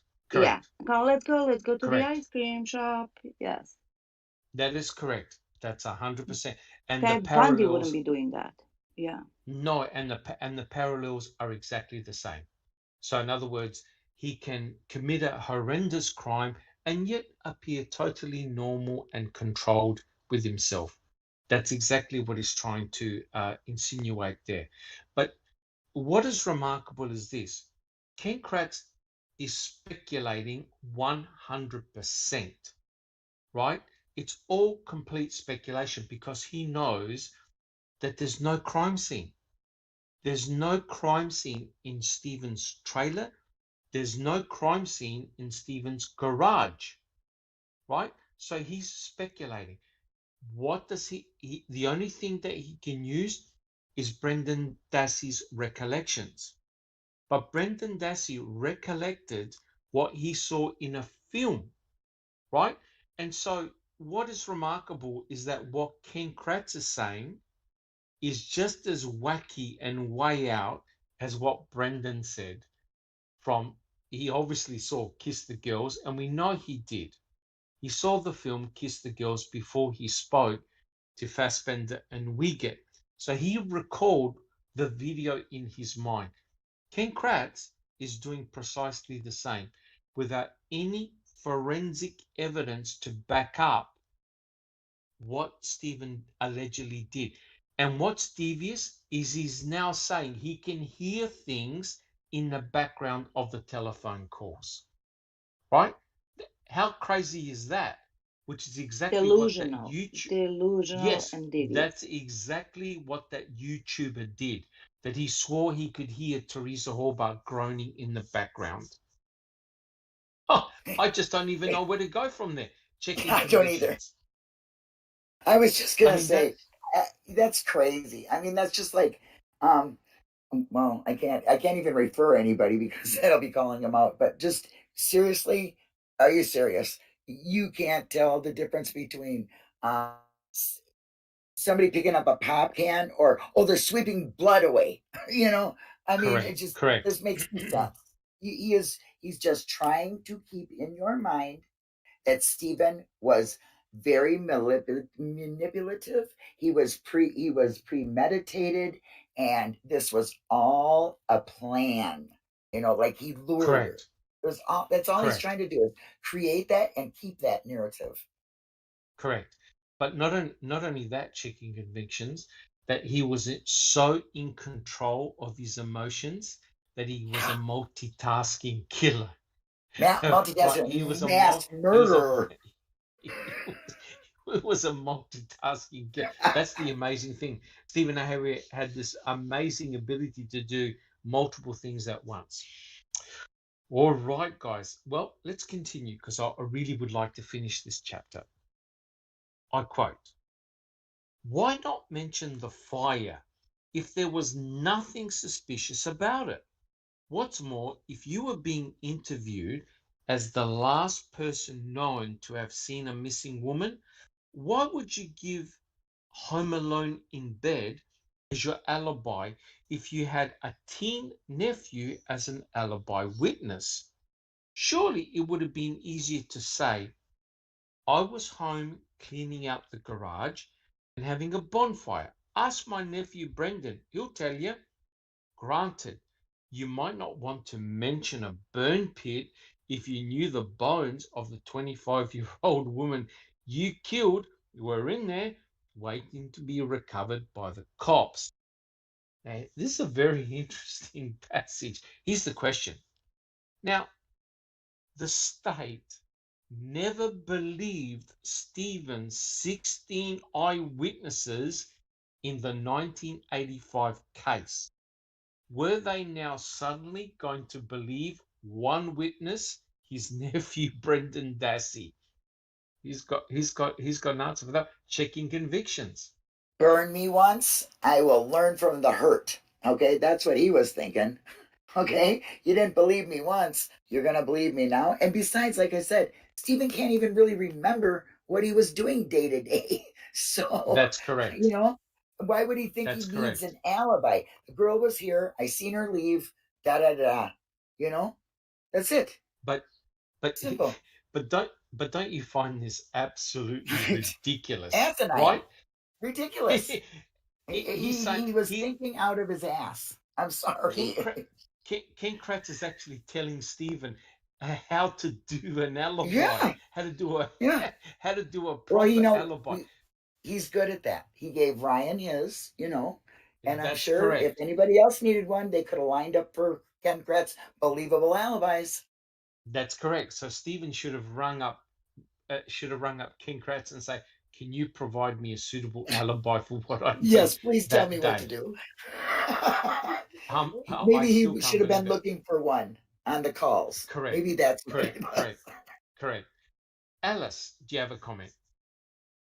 I mean, what I'm saying, why did he not just say, why did you say about being in bed sleeping, and why did he not say about having a bonfire and having his nephew? Does he honestly think he's that stupid that he's going to mention his nephew that he knows that they could possibly go after when there was nothing nefarious that happened in the bloody first place? That's Are correct. you for real? That is correct. I mean, think about it, right?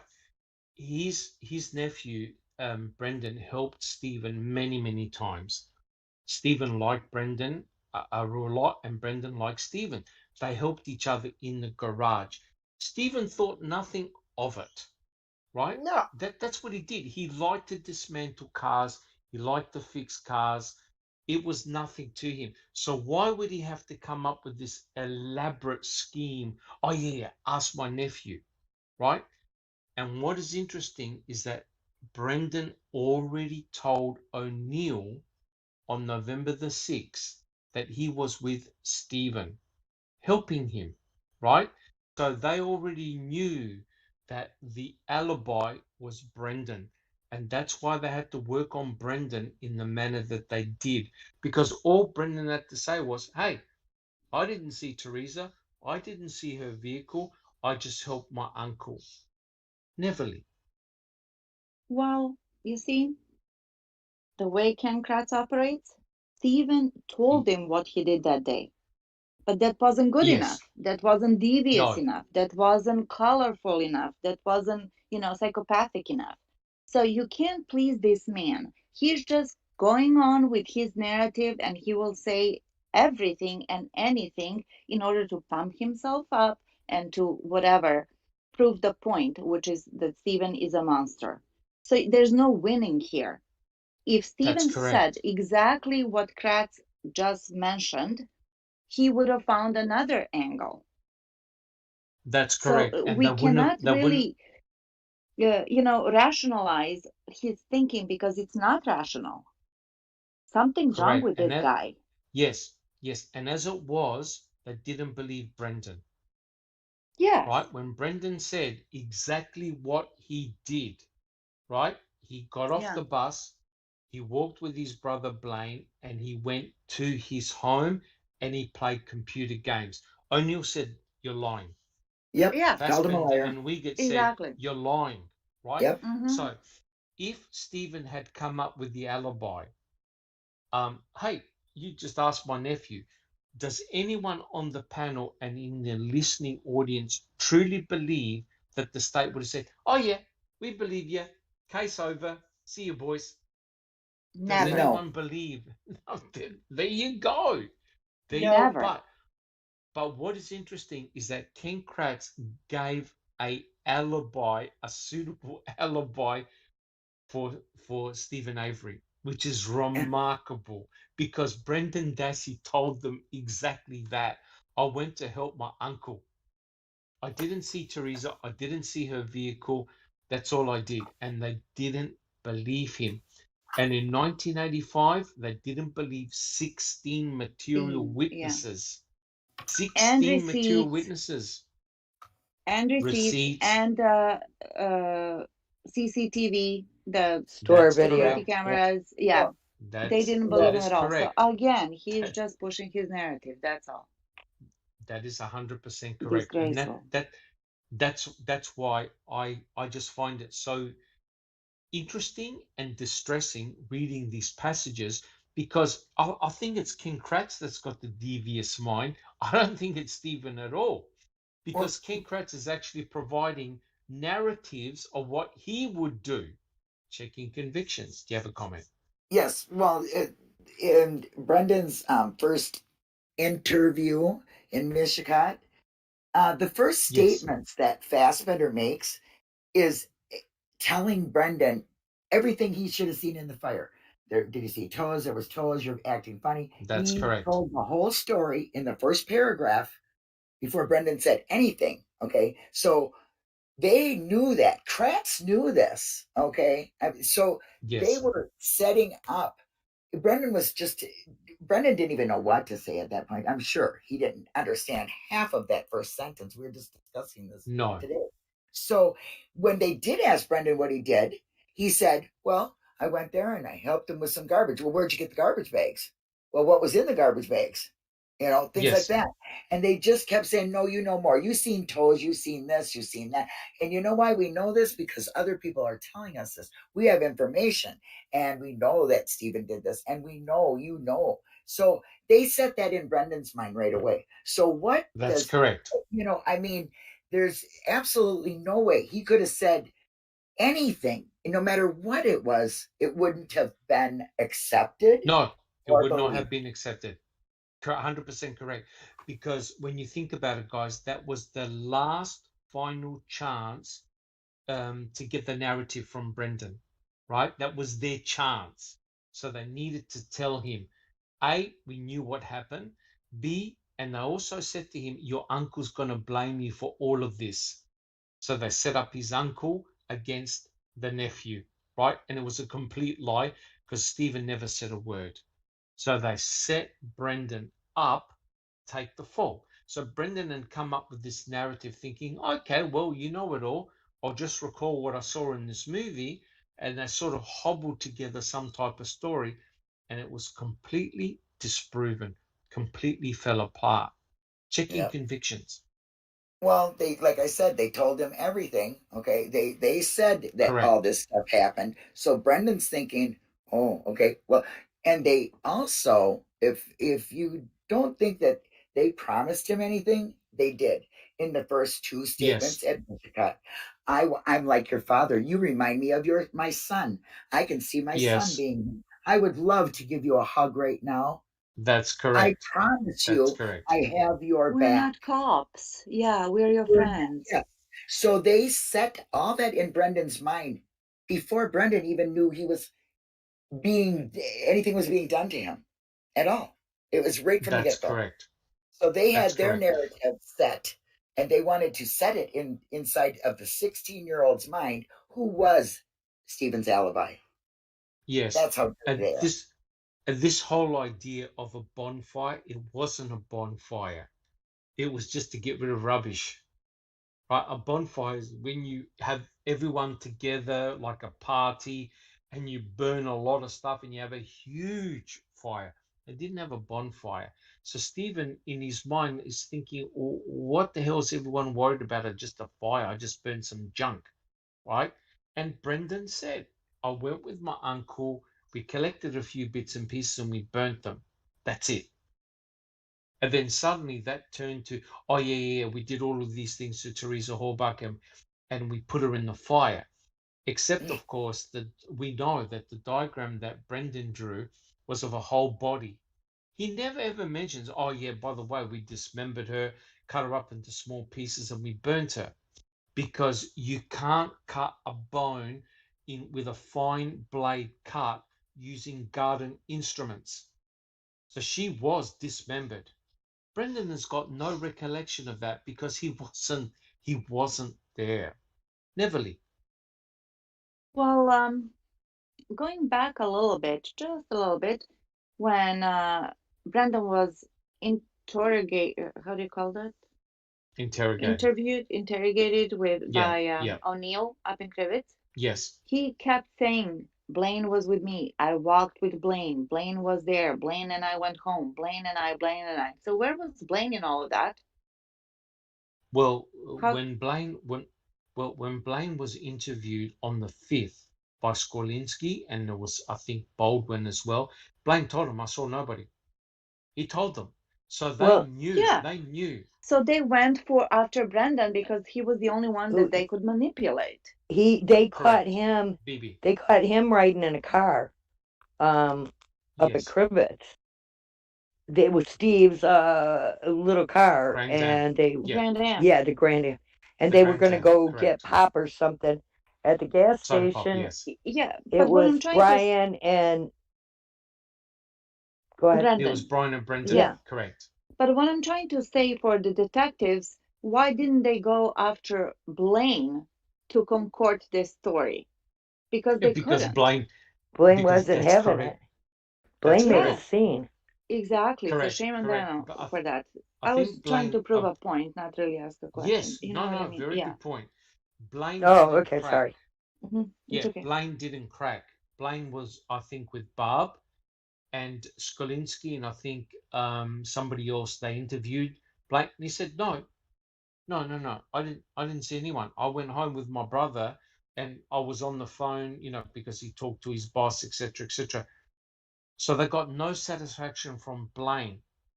But poor Brendan changed his story twice when he spoke with O'Neill, right? And all they had to do was cross-check and fact-check with Blaine and also the bus driver to prove that what Brendan was saying was completely and utterly wrong, right?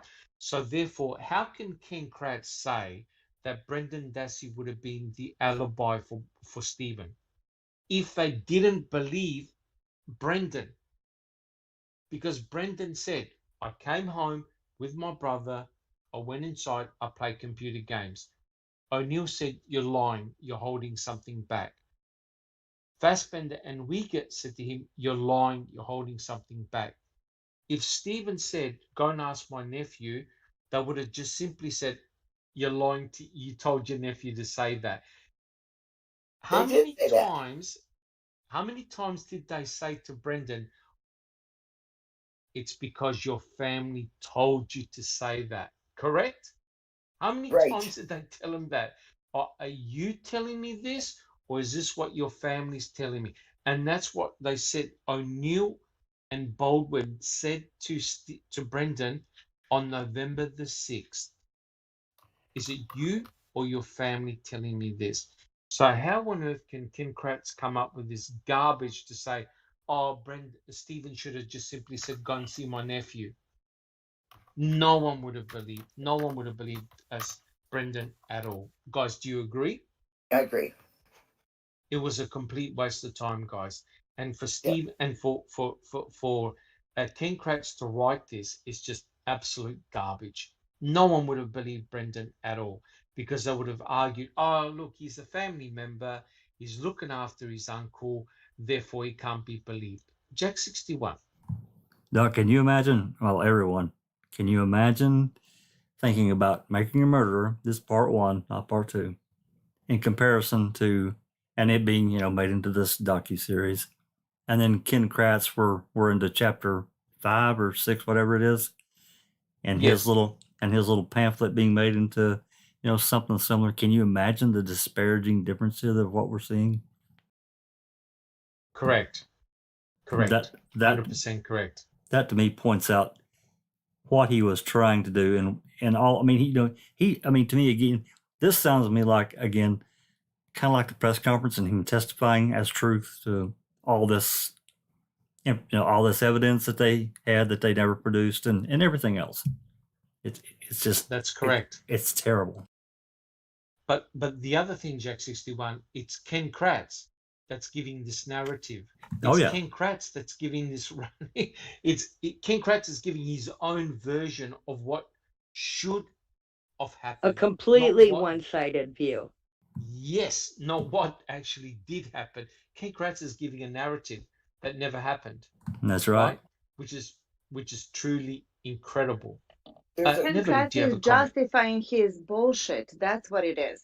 Covering his behind. That's what he's doing. So by putting all of this mess in one pot and saying, oh, this is why, this is why, this is why, he's covering all these dots, and points in his stupid CYA, story. right? Yes, CYA all the way. There's a question. Correct. Yes. K-Man, he says, why didn't the defense use Blaine to refute what Bobby said? And why did they not? Or there's another one that says, why didn't, where was it? I don't know why they didn't. I think because the lie didn't come out until after court.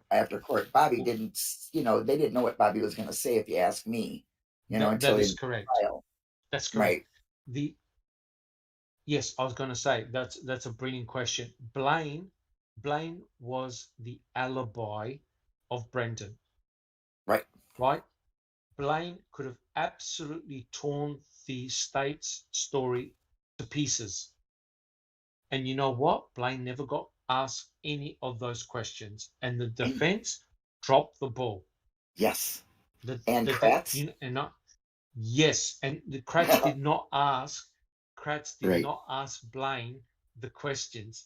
And I'll tell you what, this is the most devious aspect of the court case. They knew that Blaine could have destroyed the case. All Blaine had to say was, hey, I got off the bus with my brother. We walked down the dirt track and we both went inside. We didn't see Teresa. We didn't see Stephen. We didn't see anything. My brother went inside his room and he played video games for several hours. I was on the telephone. I did this. We saw nobody. You know what the problem was? The problem was this. The defense believed the bus driver. And that was set up. The defense believed the bus driver because the defense thought, hey, the bus driver's got no skin in this game. So that means that Teresa Horbach was alive at 3:45, 4 o'clock. The problem was it set Brendan up, right? Because then the state will say, see, Brendan did see Teresa Horbach when he got off the bus. The reality was the bus driver got the day wrong, got the observation wrong. The reality was Teresa Horbach had already left. And remember when Brendan talked to O'Neill, he said, oh, yeah, that's right. We got off the side of the road and we let Teresa Horbach drive past us and she left. O'Neill kept on saying to him, no, she didn't. She didn't leave. So unfortunately, the whole melting pot got distorted and poor Brendan got caught up in something he couldn't get out of. Yet, had the defense fact-checked the bus driver, the whole story would have fallen apart. Everything would have fallen apart. And both Brendan and Blaine told the truth. They never saw Teresa Horbach, they never saw her vehicle, and they never saw Stephen Avery. Right? And the whole narrative would have collapsed. The whole narrative would have collapsed. but they were very clever and they didn't ask Blaine all the appropriate And questions. he's saying, can you hear me? Yeah. Yes. Okay. He's saying, okay, peep this. They're looking for Earl, 11-8, search warrant, signed for DNA and prints. And he's hiding in Stephen and Barb at Jamble Creek checkpoint. They're doing nothing. What? Okay, Yes. Fassbender and Uyghur escort her in. Keep Stephen at checkpoint. Why? I don't know. Why were they doing that? Hiding? Where they were just trying to get them all together and get them off the property? Is that what you mean? I think so. Okay. He's meaning that Errol was hiding. He must have been hiding for the Polars. Right. He And was his- hiding under laundry, but at Yeah, his he was home, under which dirty is laundry. not on the junkyard property. Right. He was at dirty laundry. Right. Yeah. And, So my thing with the bus driver is I walked that, where Brendan is and where she turns him around. Yes. You can't see. No, you can't. Down there. You cannot. And it takes you No. 6-7 minutes to walk it. So That's correct. if the appointment, see, the timeline bothers me because Stephen says she was there 2:30, 2:45, something, Correct. 2:15 or something like that. Brendan doesn't get home Correct. till 3:40. 3:45. Yes. That's like an hour or An hour. Yep. Yeah, difference. An hour. All right. I'm sorry, but I deem that bus driver not credible in this. Okay, she also was dating one of the police. Wasn't that the Right. lady? Conveniently. Yes, and you can tell in O'Neill, I think it's O'Neill, when he's talking click interview, with all that Yes. ticking, that he says he just starts in on the bus driver. All the other kids seen him, Brendan. You're going to tell me you didn't see it? The bus driver seen That's it. correct. When correct. Brendan was very calm, talking very smoothly, Yes. and then all of a sudden he starts tripping him up because he raises his That's voice. correct. He starts calling That's him correct. a liar. Right. And my belief is that Brendan is raised to be respectful to authority. So he was I not believe going to so. disagree. No, I believe so. And Easy in the target. end, thinking about it, Brendan never said he saw anything nefarious going on. He never said, "Oh yeah, I saw Stephen and Teresa having an argument or something like that." He thought, "Okay, I'm just going to go with what you're telling me. Yeah, I saw them, but nothing transpired." The problem was he got himself into deep, deep trouble by admitting that he saw Teresa, Stephen, and the RAV4. Right, and that's it. He buried himself. Bibi, do you have a comment? Well, I'm not a lawyer, nor do I play one on YouTube. But why didn't Dean and Jerry call in Blaine? Correct. They I dropped the suppose ball. because, yeah, they did drop the ball. They did drop the I ball. mean, and I know remember, they severed the case and he couldn't call Brendan in, but why couldn't they call Blaine in? They dropped or the they ball did. a lot. They did drop the ball. They dropped the ball when it came to unraveling the inconsistencies. They dropped the ball, and the reason why they dropped the ball, Bibi, is because they believed the bus driver. They believed that she saw Teresa Hallbach at 3:45, right? And the impression was she was still alive, right? But that it threw out all the timings by an hour. Nothing made sense at all. You're correct. They could have Blaine could have completely destroyed the defense by speaking up, but they never asked him any questions. Alice, do you have any comments? Just that we're going on about timings and everything like that. Millbilly Yes. said they had the search warrant signed, and Stephen went to them, but they waited until the next day. Yes. So if they'd have done it with Stephen when Stephen went to them, then it might have been a different timeline. But because they waited till the next again day, that puts the timeline off. But you can't believe the timelines that we are getting anyway, because they're all wrong, or they've been altered in some way, or they're just no bloody there.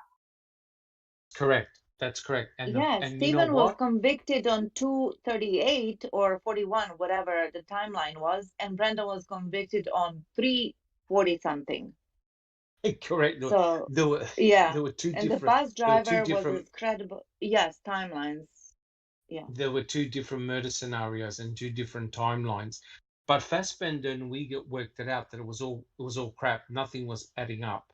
Because when remember, her telephone went offline at 2:41 p.m. So that means that her telephone was dead while Teresa was still alive talking to Stephen, according to Brendan's timeline, right? And what's weird is that Teresa Hallbuck normally just spent 5 to 10 minutes at a job taking photographs. What's she doing at the Avery salvage yard for 1 hour? Right. Right? That was She had my other biggest things to problem do. and why I found that bus driver not to be credible. There's no possible way you could line that up. Correct. And the other thing that it throws out is Bobby's timeline, right? Because remember when Bobby went out at 2:45 or whatever it was, he didn't see Teresa, right? But he saw the RAV4, right? So nothing made sense. And Yeah. Bobby Dassey never saw the encounter between Stephen and Stephen and Teresa. Yet, how on earth did Brendan see the encounter between between Stephen and Teresa? So the whole thing fell apart. It was all garbage. It was all Dr. garbage. Silkman, Never if leave. I could just say something else regarding Brandon's story when he was interrogated by O'Neill. When they Yes. kept telling him, this doesn't make any sense. You said you didn't see her. You said you saw her. Did you see her? Did you not see her? You said you went to He the also house. said he Then you had had to 5 move. brothers. All of that. So nothing was making sense, yet they No. used it all against him. Well, Yes, they did. he agreed to 5 brothers. I mean, that's how Yeah. confused he was during that. Correct. Correct. Unfortunately for Brendan, he told the truth first off. As soon as, because O'Neill stepped out of the car 9 times and he was talking to Skalinsky, and Skalinsky got the information about the bus driver. Skalinsky told O'Neill that the bus driver had seen Teresa Hallbuck at about 3:45. As soon as O'Neill gets back into the car, O'Neill hones into Brendan and calls him oh, well, the bus driver saw it, or the kids on the bus said that they saw it, and he was lying. But Brendan had no idea that he was lying, and Brendan's going, uh-oh, well, maybe I wasn't looking in the field, or maybe I wasn't looking there. Oh, I was walking with my brother. And O'Neill kept on honing into him. Well, did you see her? Unfortunately, he said yes. The moment he said yes, he was gone. They excuse me, but they could have followed Brendan around with the camera and seen exactly what he did and looked at it and told Brendan he was lying. That's how I correct. feel But at they this never, point. Because they never they did a just had to get it reconstruction. together for themselves for court. It didn't matter what Brendan would say unless it was something they needed to place a certain thing at a certain time. That's all they needed. Oh, that's correct. That's correct. That's correct. And I was on a live with Bill Billy, Big Jeff, and some other researchers. Mill Billy covered that. We went over it, and it was a sham, because you can clearly see that Brendan initially said, "I saw nothing. I just got off the bus with my brother. I walked home and I went inside. I saw nothing." And then, as soon as O'Neill had spoken with Skalinsky, O'Neill hammered Brendan. Well, Brendan, it looks like, what you told us is not exactly correct. Brendan changed his story twice. And every time Brendan said, "I saw her leave," O'Neill said, "No, you didn't. She never left. The vehicle never left." So they honed into him immediately. That poor kid, he cracked. He cracked. That was the turning point. That was the a turning point for him. That interview was the turning point where they could go to the other police officers, Fassbender and that, and saying, "Just keep doing this. That kid will break for you in a second." That's correct. They were setting the That is narrative in correct. his head. Yep. And that is correct. Well, look, guys, I really do want to finish this, that we can finish this chapter. So, guys, let's continue. Some excellent discussion, of course. Okay, the next quote. Listen to what King Kratz says. I quote, I've listened to hundreds of hours of Avery phone calls and reviewed written reports of hundreds more hours. I didn't have time to hear personally.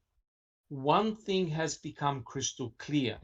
Stephen Avery cares about one person in this world, Stephen Avery, and the rest of the world's population, immediate family included, are given Stephen's time and attention only to the extent that they can help him.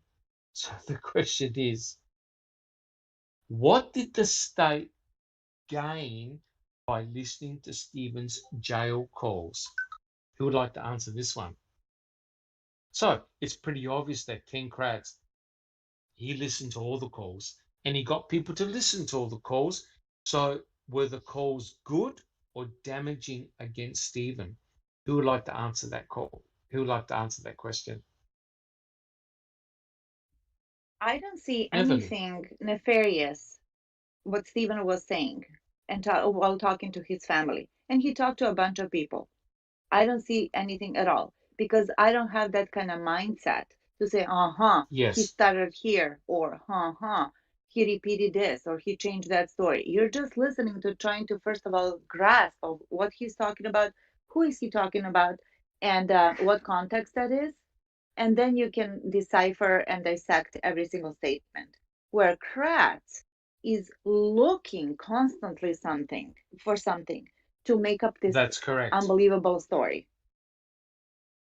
That is 100% correct. So I can't say that they gained. They obviously did because they used stuff against him. The hood latch, sweat, because Stephen said That's in a correct. phone call that he was sweating while having sex.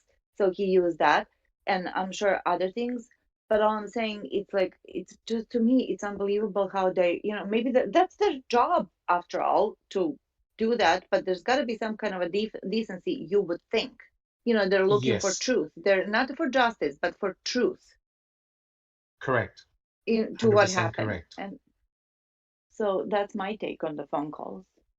Yes. Bibi. Well, and we've been covering them all throughout this conversation about how he cared about Jody. He cared about her having money for her phone. He cared her bills got paid. He cared that his mom had money for his cause. It wasn't all about him. Correct. But according to Ken Kratz, the prize, Stephen only cared about himself. Would you agree with that? Do the phone calls point that out? I think Bibi just said he cared very much about others, not just himself. But remember, he felt entrapped. Bibi. Yeah, exactly. 100%. All right, guys. Any other comments about those phone calls? All right, our last quote for today, for this particular chapter. Okay. I quote, like Stephen's ex-wife, Laurie, Jody feels lucky to have gotten out of her relationship with Avery alive. He's not innocent, she said in the interview, no longer willing to cover for her ex, who has been locked up long enough for her to recover a sense of safety. After his wrongful conviction, she explains, Avery believed all bitches owed him. Jody believes that Teresa was just unlucky enough to have been standing there when Stephen decided to collect on his debt. The question is, was Teresa just unlucky? Who would like to answer that one? What is he talking about? Just convictions. I don't know. I never let you go right ahead. I'm confused too. Neverly. Yeah, it's really confusing. What is he talking about? Who got lucky? Well, Did Jody actually say that? no, he said that I don't remember. because I know, but Just he's another saying aspect of a personality he was trying to paint of a self-serving person, someone that but had an ego and would crush anyone, no matter what, women, based on lies, whatever. It's just painting more of a character is all. using yes. lies. Well, basically, he was saying that Jodie was lucky that she wasn't killed herself by Stephen Avery, and that Teresa Holbach was just unlucky because that was Stephen's intention all along, to murder a female, right? Oh, So, remember when Jodie was actually questioned by Wiegert and Baldwin. Remember all the accusations that they threw at Jodie, saying, how would you like your daughter to be in the presence of Stephen Avery? Maybe Stephen's going to murder your daughter. So they really drove it hard on her to turn her, but yet she refused to do it. Yet years down the track, Jodie believes that yes, Stephen Avery did murder Teresa Halbach, and it was inevitable. but it's Bibi, funny that Go ahead. yep, Bibi. Oh, Neverly. I'm sorry. To me, it's kind of ridiculous that he didn't mention the little fact that the police actually ordered Jody not to be with Stephen anymore. That's Yes, correct. That's what broke him up. exactly. That's what broke him Exactly. up. And they They even did punished her. everything. They threatened and punished her, and she had to They move out, punished her, move remember? away. Yes, they Yes, did. She drove past in a car that police were Yes, driving her in and looked at him in another car that was on the road, and they that's punished her correct. for that. yes. That's correct. She had it was almost like a restraining order that she couldn't But they actually Yes. be in drove the the same two cars vicinity. side by side each other so that In she the could have a small look city. over at him Yes, and yes. then That's punish her correct. for it. And they That's threatened and correct. punished her. Yes, and because she had constant DUIs, you could imagine the police would have really honed in on her all the time. So she was in a no-win situation. It was very, very, very bad. So, yeah, you couldn't end the chapter in a worse way, because if you think about it, Ken Kratz completely character assassinates Stephen, and then to finish off the chapter by saying Jody, which is Stephen's ex-fiance, right?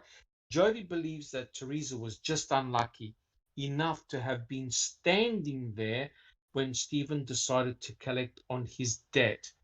And the reason why he said collect on his debt was because Jody said all bitches owed him, right? So again, this now goes back to the 1985 case with the rape of Penny, the alleged rape and attack of Penny Bernstein, right? So he's trying to argue, Ken Kratz is trying to argue that event so scarred him that it was inevitable he was going to go kill someone. Bibi. Basically, Ken Kratz is laying this right at the feet of Penny Bernstein. Correct. Yes. And oh, jeepers, I don't know. We can go on for another 2 hours on this. Remember, Penny herself was actually blamed by the Attorney General, Pegel, because it was Penny that picked out Stephen, right? Of course, we all know what Jean Couchet did, right? Checking convictions. That really just cracks me up. You're gonna blame a victim, but yet you're the one telling who to pick out. Who do you stick to in pick a out. lineup that sticks out more than anybody? And Mr. Pencil, you couldn't have traced it any That's better. You correct. could have got a You could 100 A no plus, buddy. Graduation. no It's question about stupid. that. Gold They're star. just pushing blame. Kratz is really telling the story how he laid it out, and how he wants you to believe it. And that to me is what I get out of this book. It's hidden confessions between every Yes. line. Yeah. Well, look, guys, again, we've gone for a real long time. What I like to, and brilliant discussions and fantastic questions in the chat. But what I like to do is just to quickly finish the show by going through the panel and whether they've got any comments, what they've been doing during the week, and whether they've got anything new to add. Alice.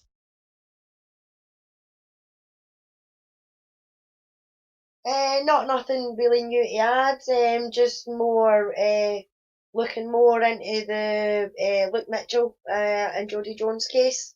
Yes. Because I'm still finding it quite hard to swallow and to take that something like that has actually happened here.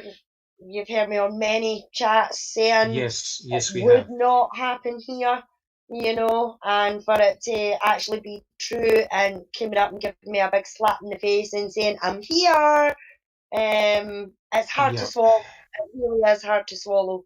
I'm doing Brendan Talks with Linda and Becca.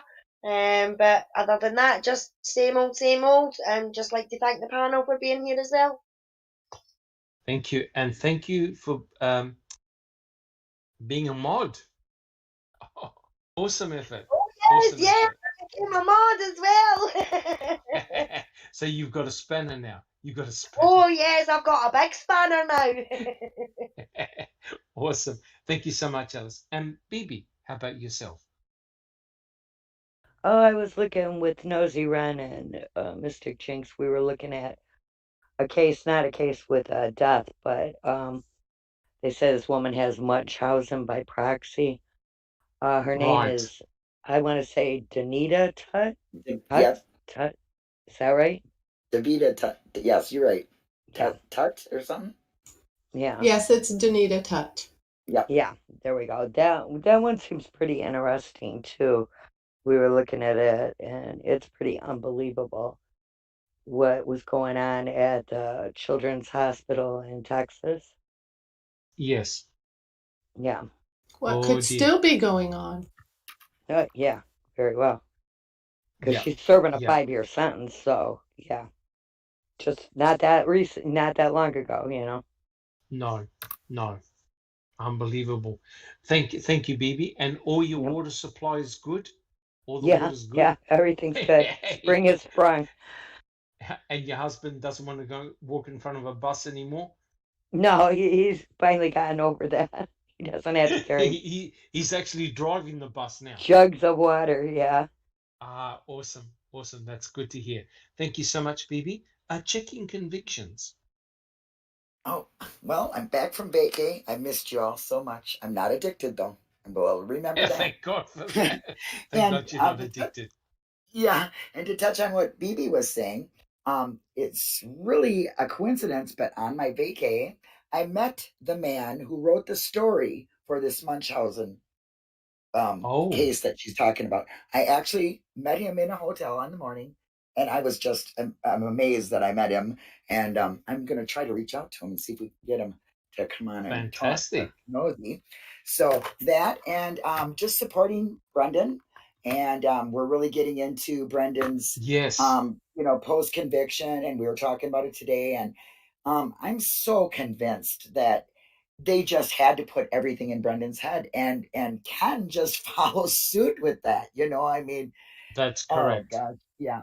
Other than that, just being a foul play team member and loving everybody, and so happy to be back. I'm really happy to be back. We're glad that you're back as well. Fantastic. Don't ever go off and leave us like that again. Thank you. Thank you so much, Checking Convictions. Awesome. Jack 61. Yeah, we had a really great open mic last week about the murder in a small town. It got kind of crazy, but we had a lot of good response, a lot of good conversation during the live, and then we've had actually a lot of comments, following in the comment section. It's it's a really interesting case, and just from what we know, so far, I just don't see any way possible that kid could have harmed anyone at all. Yes. So yes. yeah, go ahead. No, go ahead. I was going to say, Jack, are you going to do any more following up open mics? Oh yeah, we're going to do that tomorrow. Awesome. So Doc's got an interesting list we've talked about, and I think we should go through that list because it, as I recall, that was a list of things that really prosecution used at trial, basically. Yes, they did. So I think that there's, I read through it and I'm like, yeah, we really need to talk about it because it brings up a lot of points that, that deserve discussion without getting, too far into that. But yeah, we're going to do that tomorrow. And then hopefully, a little bit later we can continue that with some other things. I'll let you talk about that when we get down to you. Awesome. What else is new? Okay. And I don't know if Zoe is still awake or not. I don't know if still in her thunder, but Zoe, are you still awake? I don't think she is. Well, I'll go ahead and say it. Foul Play has moved to a new domain. We have basically unlimited space. We're going to have a photo library. It's going to be searchable. It will be a key tool for people that are doing research. It's going to be yours is going to help us. Yep, yours is going to help us out in getting that all lined up. So the website everything's already been switched. The new DCI reports, the new emails are all in the library. So anybody that wants to take a look at those, they're there. Also, there was a list, the list that yours posted I can't think of the name of it now. They came from the technical unit from Manitowoc that showed where each piece of evidence was moved and handled. Basically, yeah. That list is there too. Chain of custody. Custody. Yes, that's correct. That's there too. Other than that, everything's just the best great. part is it's still the same web address, so nobody has to panic. No. Still the same. It moved with the domain. We have we're still at foulplay.site. It's just going to be bigger and better and easier to use. And still free. And still free. Yep. It's still 100% free. Yeah. Yes. Yep. It's the largest library that I'm aware of. Zoe's eating the cost for the new website. So. Yeah. That's fantastic. She got a great deal. So, but that's pretty much it. So hope to see everyone that can come to the open mic tomorrow. Hope it should be good. Awesome. Thank you, Jack 61. Neverly. All is well here.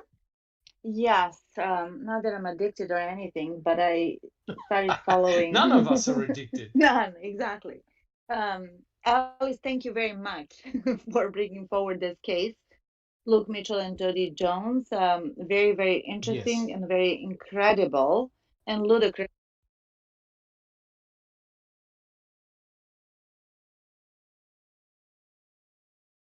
I think we've lost Neverly there. I do too. I thought it was me. No, I think we lost. I think we've lost Neverly there. If I could just interrupt while she's not here. Yes. I just want to send out our condolences to Rhonda and let her know that we're thinking about her. Course. Everybody, please pray for her. She's going through a difficult time. So I just wanted to remember. I was going to say that at the end before we left out, but thank you. Yeah. Yes. Condolences to her and her family. Not a good time, I'm afraid. Not a good time.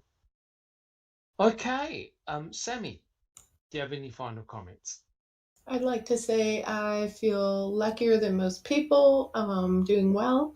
And as for today's talk, I want to say this to Kratz. No edit you can make will ever change this. It takes one to know one. I think you're correct there. And yes, for sure. To me, I'm really this was a very tough chapter to read because it was, basically character assassination of Stephen Avery, but it's going to get tougher. Next week we actually start on the forensic evidence. We'll look at blood, so that's going to be very, very interesting indeed. So yeah, we'll continue this discussion next week. So guys, are there any final quick comments? Jack 61, any final comments? Well, just a brief one for Rhonda. I've been through it. I know people here have been through losing someone really close in their family. You know, Yes. heartfelt messages, positive thoughts, or whatever for her and her family. It's been tough, but Absolutely. let's help her through it. Yes, absolutely. We're here. We're part of a big family, and we do our very best to help. We do our very best to help. All right, guys. Well, look, I'd like to thank all my panel members. I'd like to thank all the listeners for coming on. Please continue the fight, and show your support. If you do like what we're doing in Foul Play, please subscribe, and if you like the podcast, please give us a thumbs up and let us know how you can improve. And thank you so much, guys, and we will see you all next week. In fact, we'll see you tomorrow for the open mic. Thank you so much, guys. This has been a Foul Play production. And we're out.